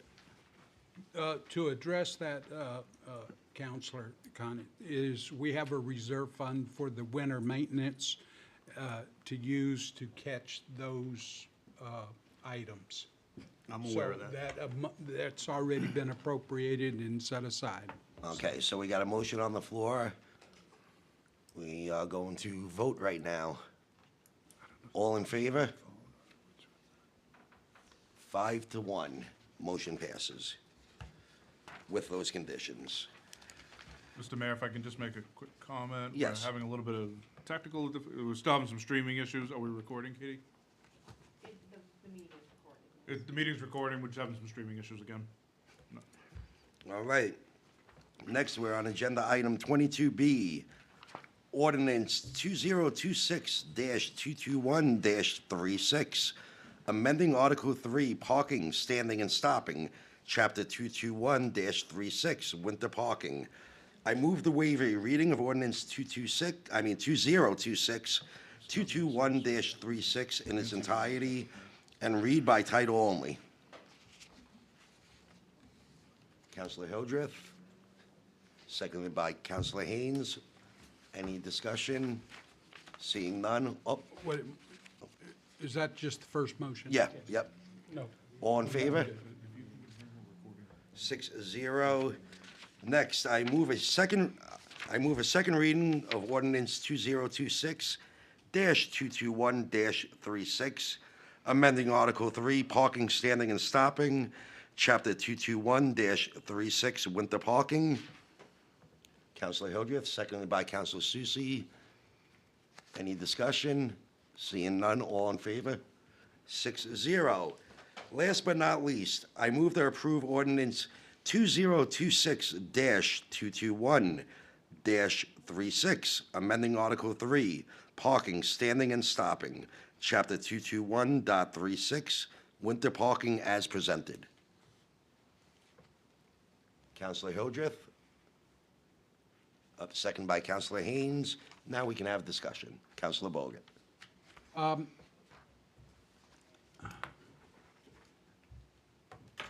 I had some thoughts, and I'm not sure how to handle this, as it was brought up by one of the residents about parking in the street and stuff, and as I drive down and enforcement, I understand that in her section of the city, it's getting enforced very well, and in my section of the city, it's not getting enforced very well, unless those people that live on the multifamilies on Province have excess money to pay tickets.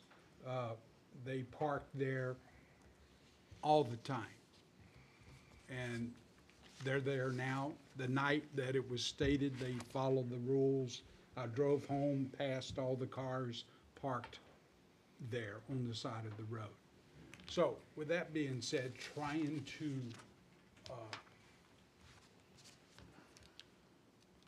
enforce something is not quite getting enforced across the thing. Now, but my main thing is, as the state has, using their wisdom, have enforced upon all the cities, one parking space per unit. So that's gonna lead us into all of our new developments, and if we redevelop anything within the interior, which is already crowded, there's gonna be one parking space in a unit. If it's one bedroom, you're gonna have two people with, since we're a bedroom community, you're gonna have two cars, the highly likelihood of two cars. So what are we gonna do with all the excess cars? We have the same problem downtown, where theoretically, we let people park in the street overnight and stuff. They can't, so where are they gonna park? The big issue is, where are people supposed to park if the requirement's only one parking space and they have two cars and they park in the street? So where are they gonna park?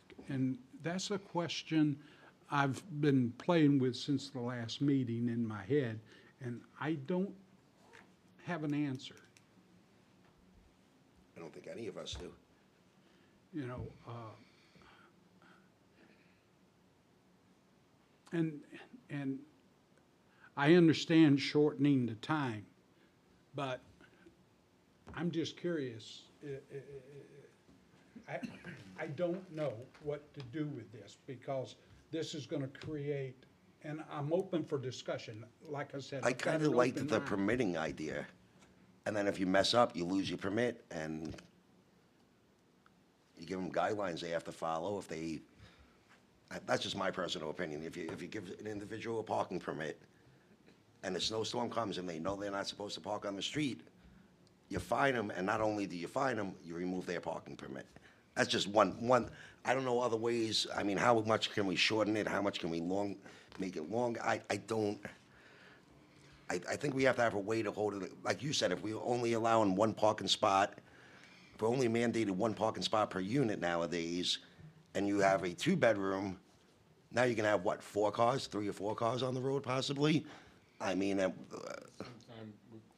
yeah. Okay, go ahead, Councilor Susie. At the same time, we gotta plow these streets, because Oh, there's yes, people I screaming agree. and yelling, where you gonna put the snow, that plow hit my car because he's trying to plow the street.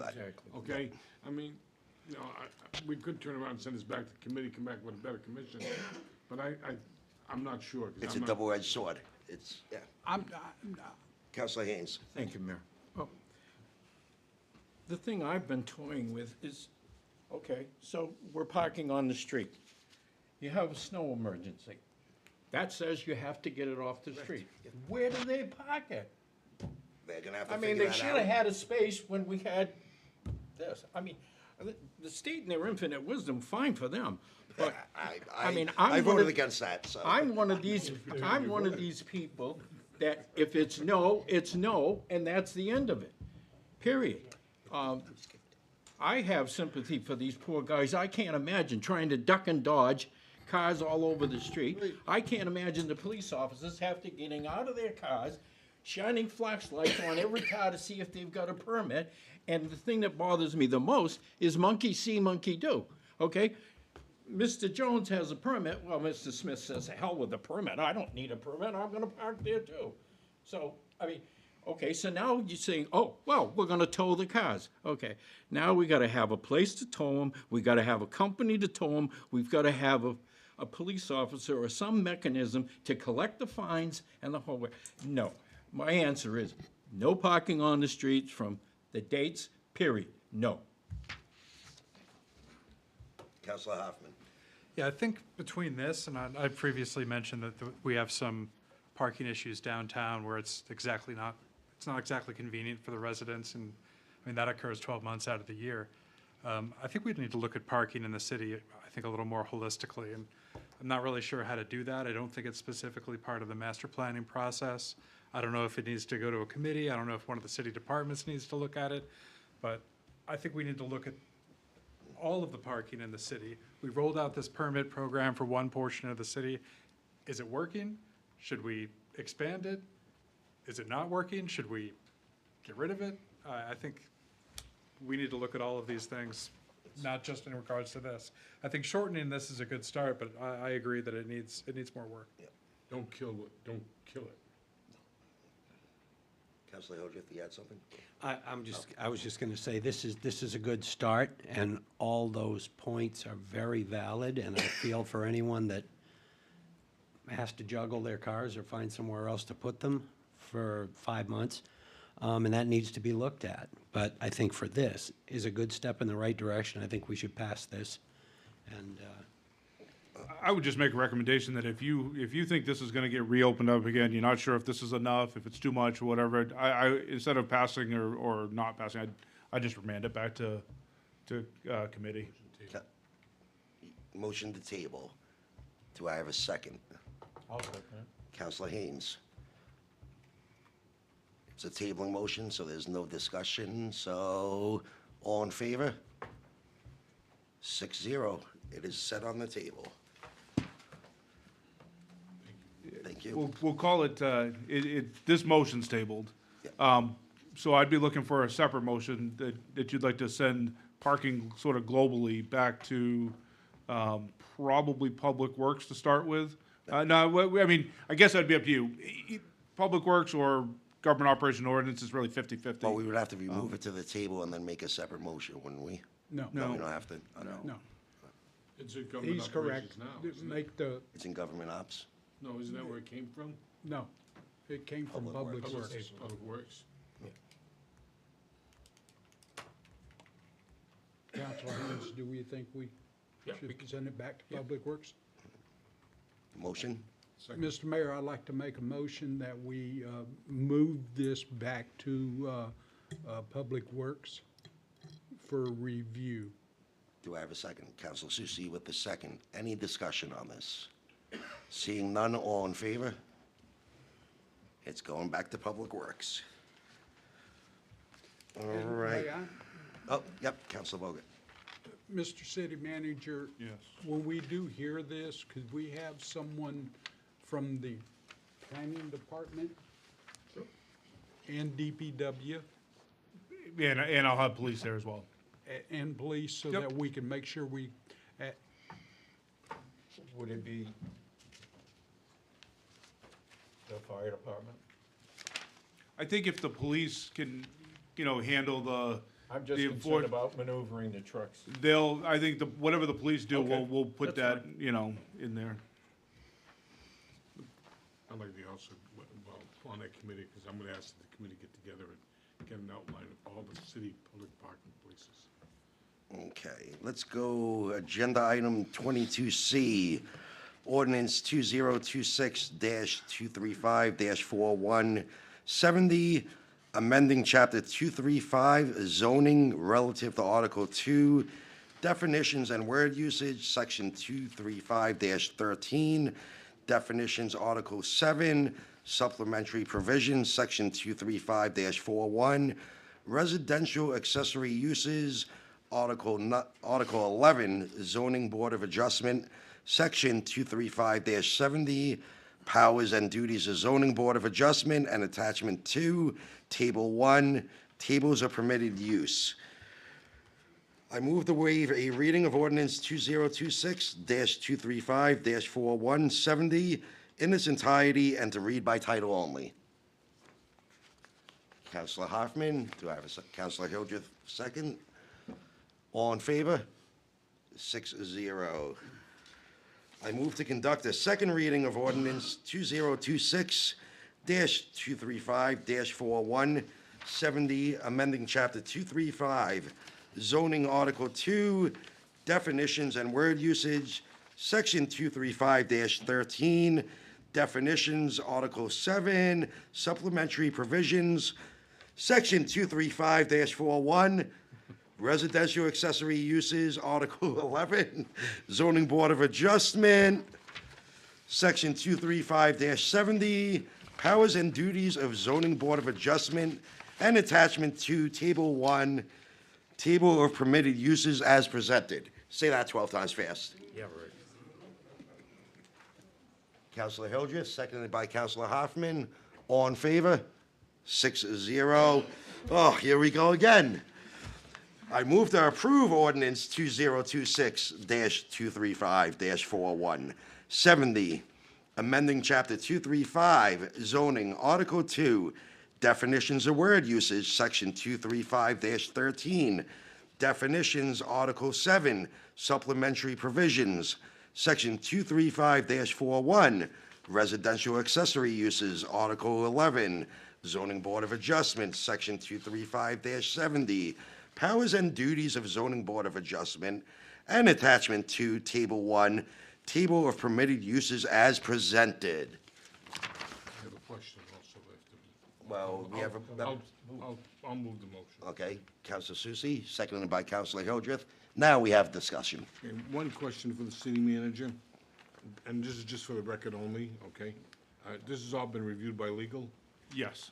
And Yeah, they legal don't- actually worked with us, and you're welcome to ask the planning director. This conversations with legal, because he handled it, but yes, the reason it was delayed getting here was because legal was working on some of those changes that were coming out, either through the state or through some of the court Okay, cases. thank you.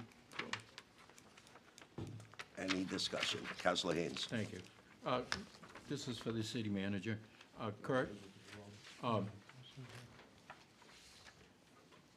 our attorneys are aware of these cases that have been cited and Yeah, look, I didn't work with the attorneys directly on this. You know, our planning director did. One of the questions I asked him was about court cases and what's going on with the RSAs, and he was, you know, Well, you know he that- he got their confirmation. you and I that- had a private conversation. Yeah, he got their confirmation that That's the they've biggest worked thing through all that these. concerns me. Yeah. Is that Yeah, this is and- airtight and that's it. Oh, it's I not mean, airtight. Yeah, I mean, I Nothing's think airtight. anything's gonna, you know, there's always the opportunity, there's always a potential for loss, no matter what you do. Lawyers. We try to avoid them as much as we can, obviously, you know, for the reasons brought up. Yes, good evening. So we did send this to Mitchell Group for them to review. Laura Spector Morgan, the attorney over there, she did write about 95% of it, and that was in reference to the court cases that had come down and all the changes in law that had happened, including the occupancy. So it's been very thoroughly reviewed with legal to make sure that we're in compliance with state law. Councilor Bogut. And there was no red flags raised by the city attorney with this. She did not address any red flags with me, no. Thank you. So I do have some concerns about possible pending litigation in regarding this. I also have some concerns. Residential zone RS1 is right in my backyard almost. I have neighbors down the block that heavily rely on short-term rentals in order to pay their property taxes. One elderly woman might have to actually sell a home if this goes through. It's unacceptable. We cannot be doing an entire zone. It should be a case-by-case basis. We can't tell private property owners what they can and can't do on their own private property. This is government overreach in its entirety, and it's just not right, and it's gonna cause issues, and I know for a fact it's gonna cause issues. Thank you. Counselor Susie. Mr. Mayor, I don't disagree with you, but that's why we have a ZBA. Because if there's a concern and somebody wants a variance to this, they just go to the ZBA and make their case. You make it sound like it's so easy to get a I'm variance. not It's not, saying it's so yeah. easy, but there is a process. That's Counselor all I'm saying. Hildreth, oh, no problem. I'm gonna interrupt you. I'm gonna look back to Rob real quick. These will not be available through variances, correct? I wanna make sure I'm right. Everything is available through a variance. Okay. A variance is the New Hampshire The exception. constitutional right for the due process. That is our constitutional right to do that as residents, to request a variance from the zoning board. There is another option as well. Should a resident apply for a variance, they can also appeal to the Housing Board of Appeals. So there are multiple options. The state has granted the several options for relief to residents. Thank you. Just wanna make sure we I have I just terminology feel like correct. we're opening Pandora's box, and legal litigation will be on its way, is my understanding. Go ahead, Counselor Hildreth.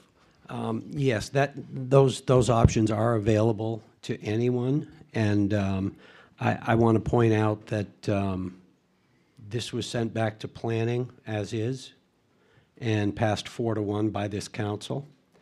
And at planning, they sent it back all but unanimous, one vote in dissent. And I think that this is something that's we spent an awful lot of time on. I think the council and the planning board have made clear their feelings on it. And a lot of my constituents and a lot of other constituents have made those feelings very strong too. So I firmly believe that we should move forward with this. So what I find interesting is I have had way more constituents reach out to me against this. I've barely had anybody reach out to me personally in favor of this. I will say it's probably 100-1 as far as people against this to people in favor of this. Councilor Bogut.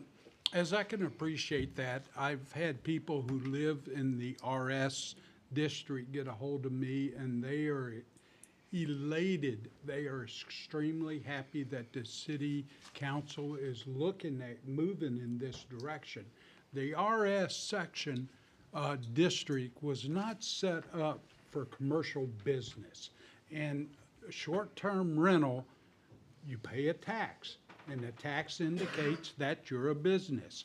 So if you're a business, then we're not eliminating it. Everybody seems to think we're eliminating it.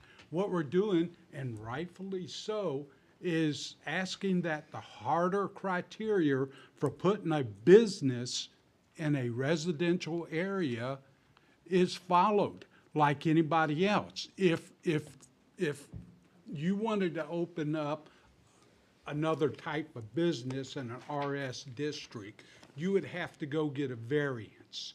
If you wanted to open up a laundromat, you would have to go get a variance, because those businesses are not allowed. So if you allow one business to be able to build in there, then you start to open it up and say, well, why can I not open my business up in a residential area? So therefore, asking for a variance, and yes, it's harder. So where and do we it's draw meant the to be line? harder. We have warming shelters, we have sober housing in RS zones. Is that considered a business?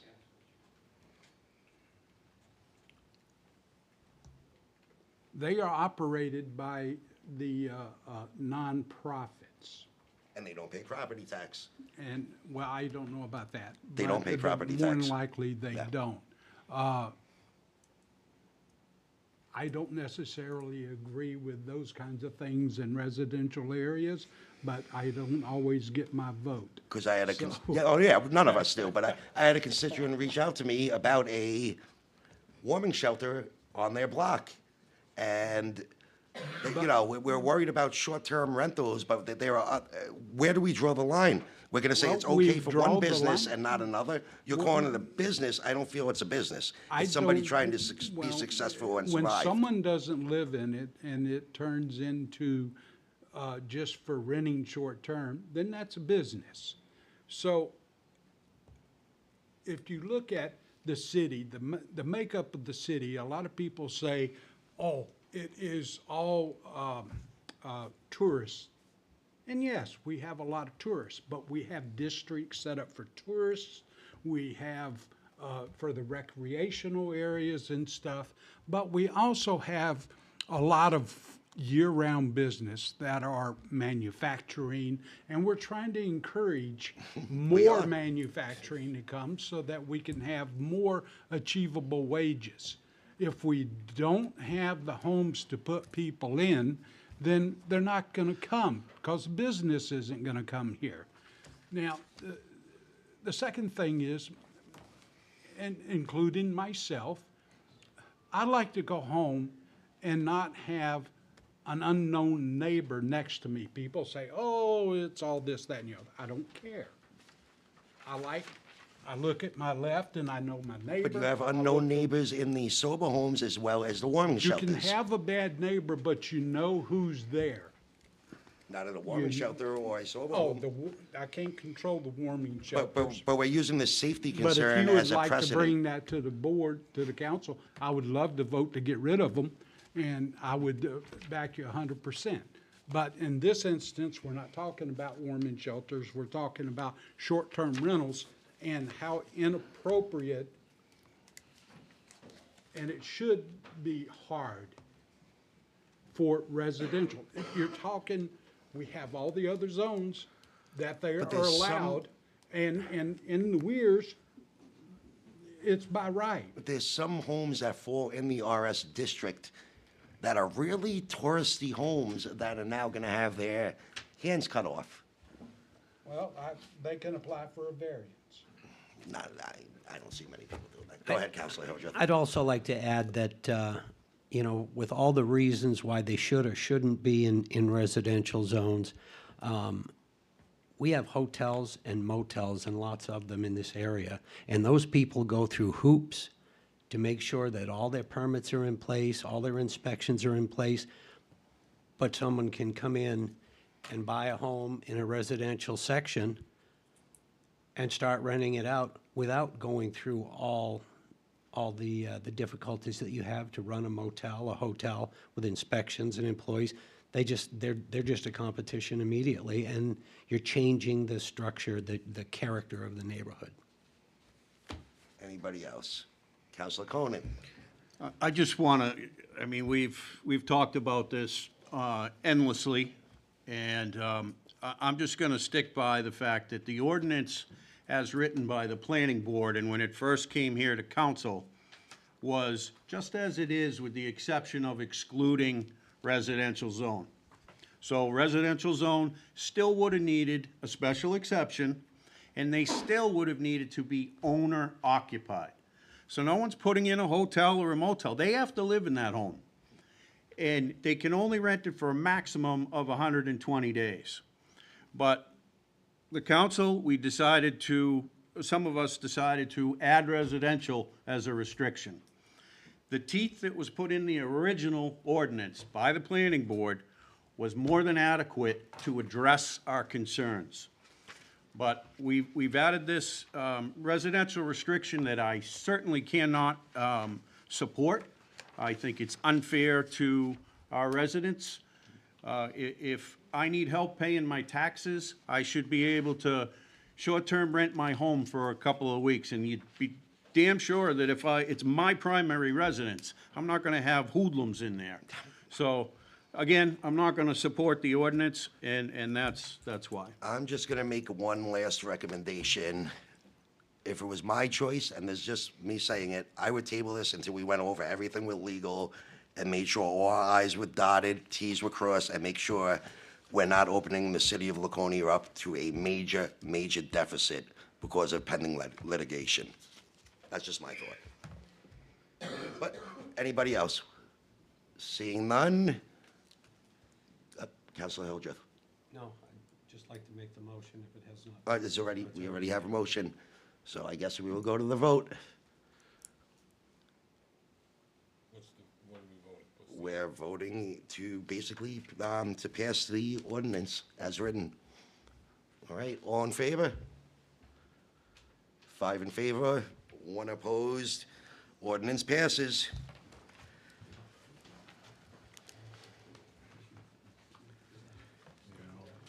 Next up, agenda item 22D, ordinance 2026-5-32, amending Chapter 5, Administration of Government, Article 3, Boards and Commissions, Section 5-32.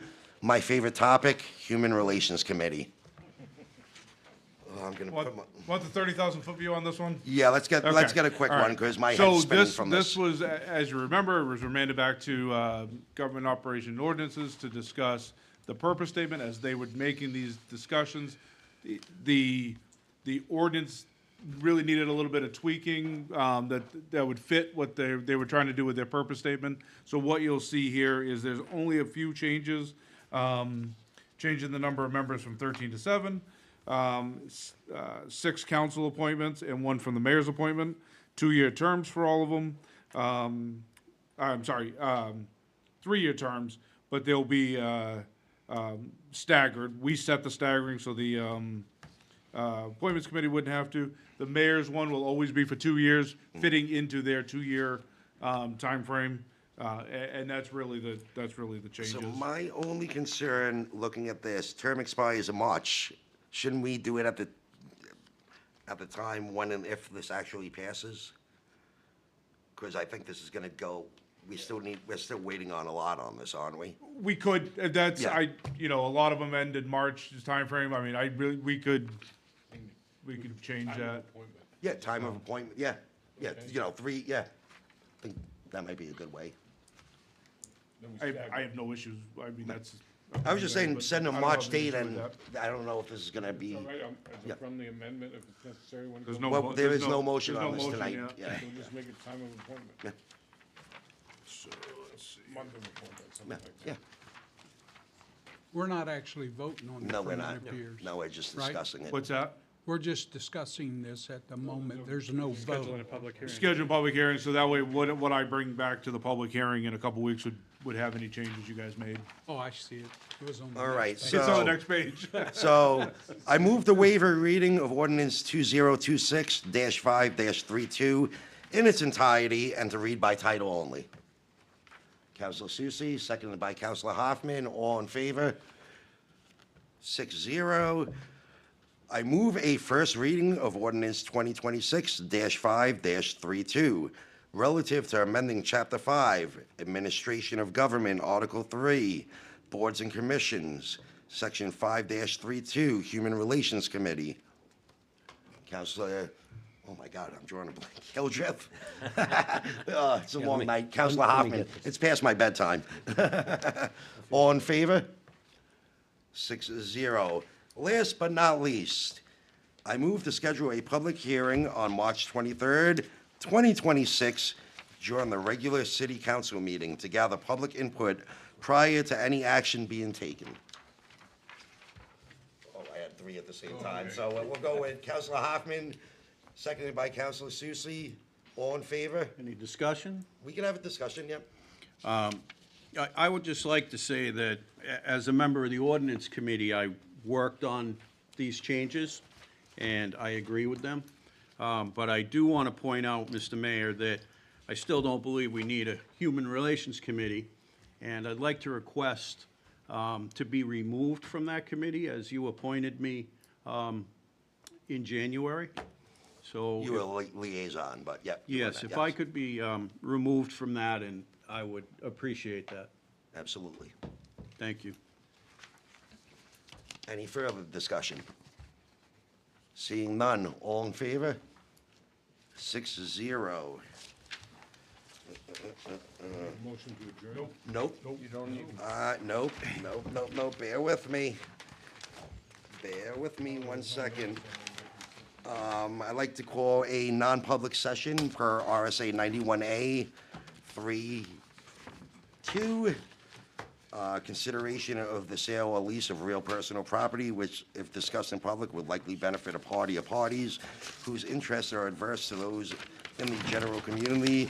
Consideration or negotiation of pending claims or litigation which has been threatened in writing or filed against the body or agency or any subdivision thereof, or against any member thereof, because of his membership in such body or agency, until the claim or litigation has been fully adjudicated.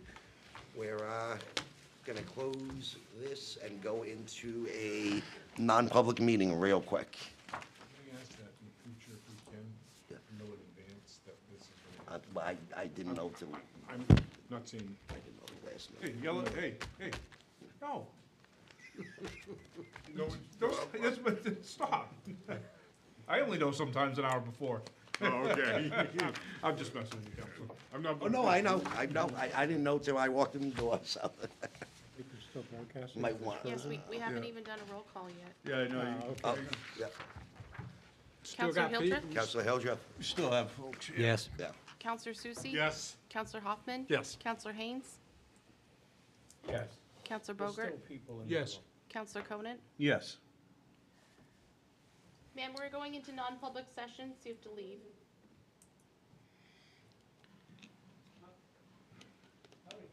So, hold on, let me shut everything off. Yes, I usually try to tell you guys I didn't tonight.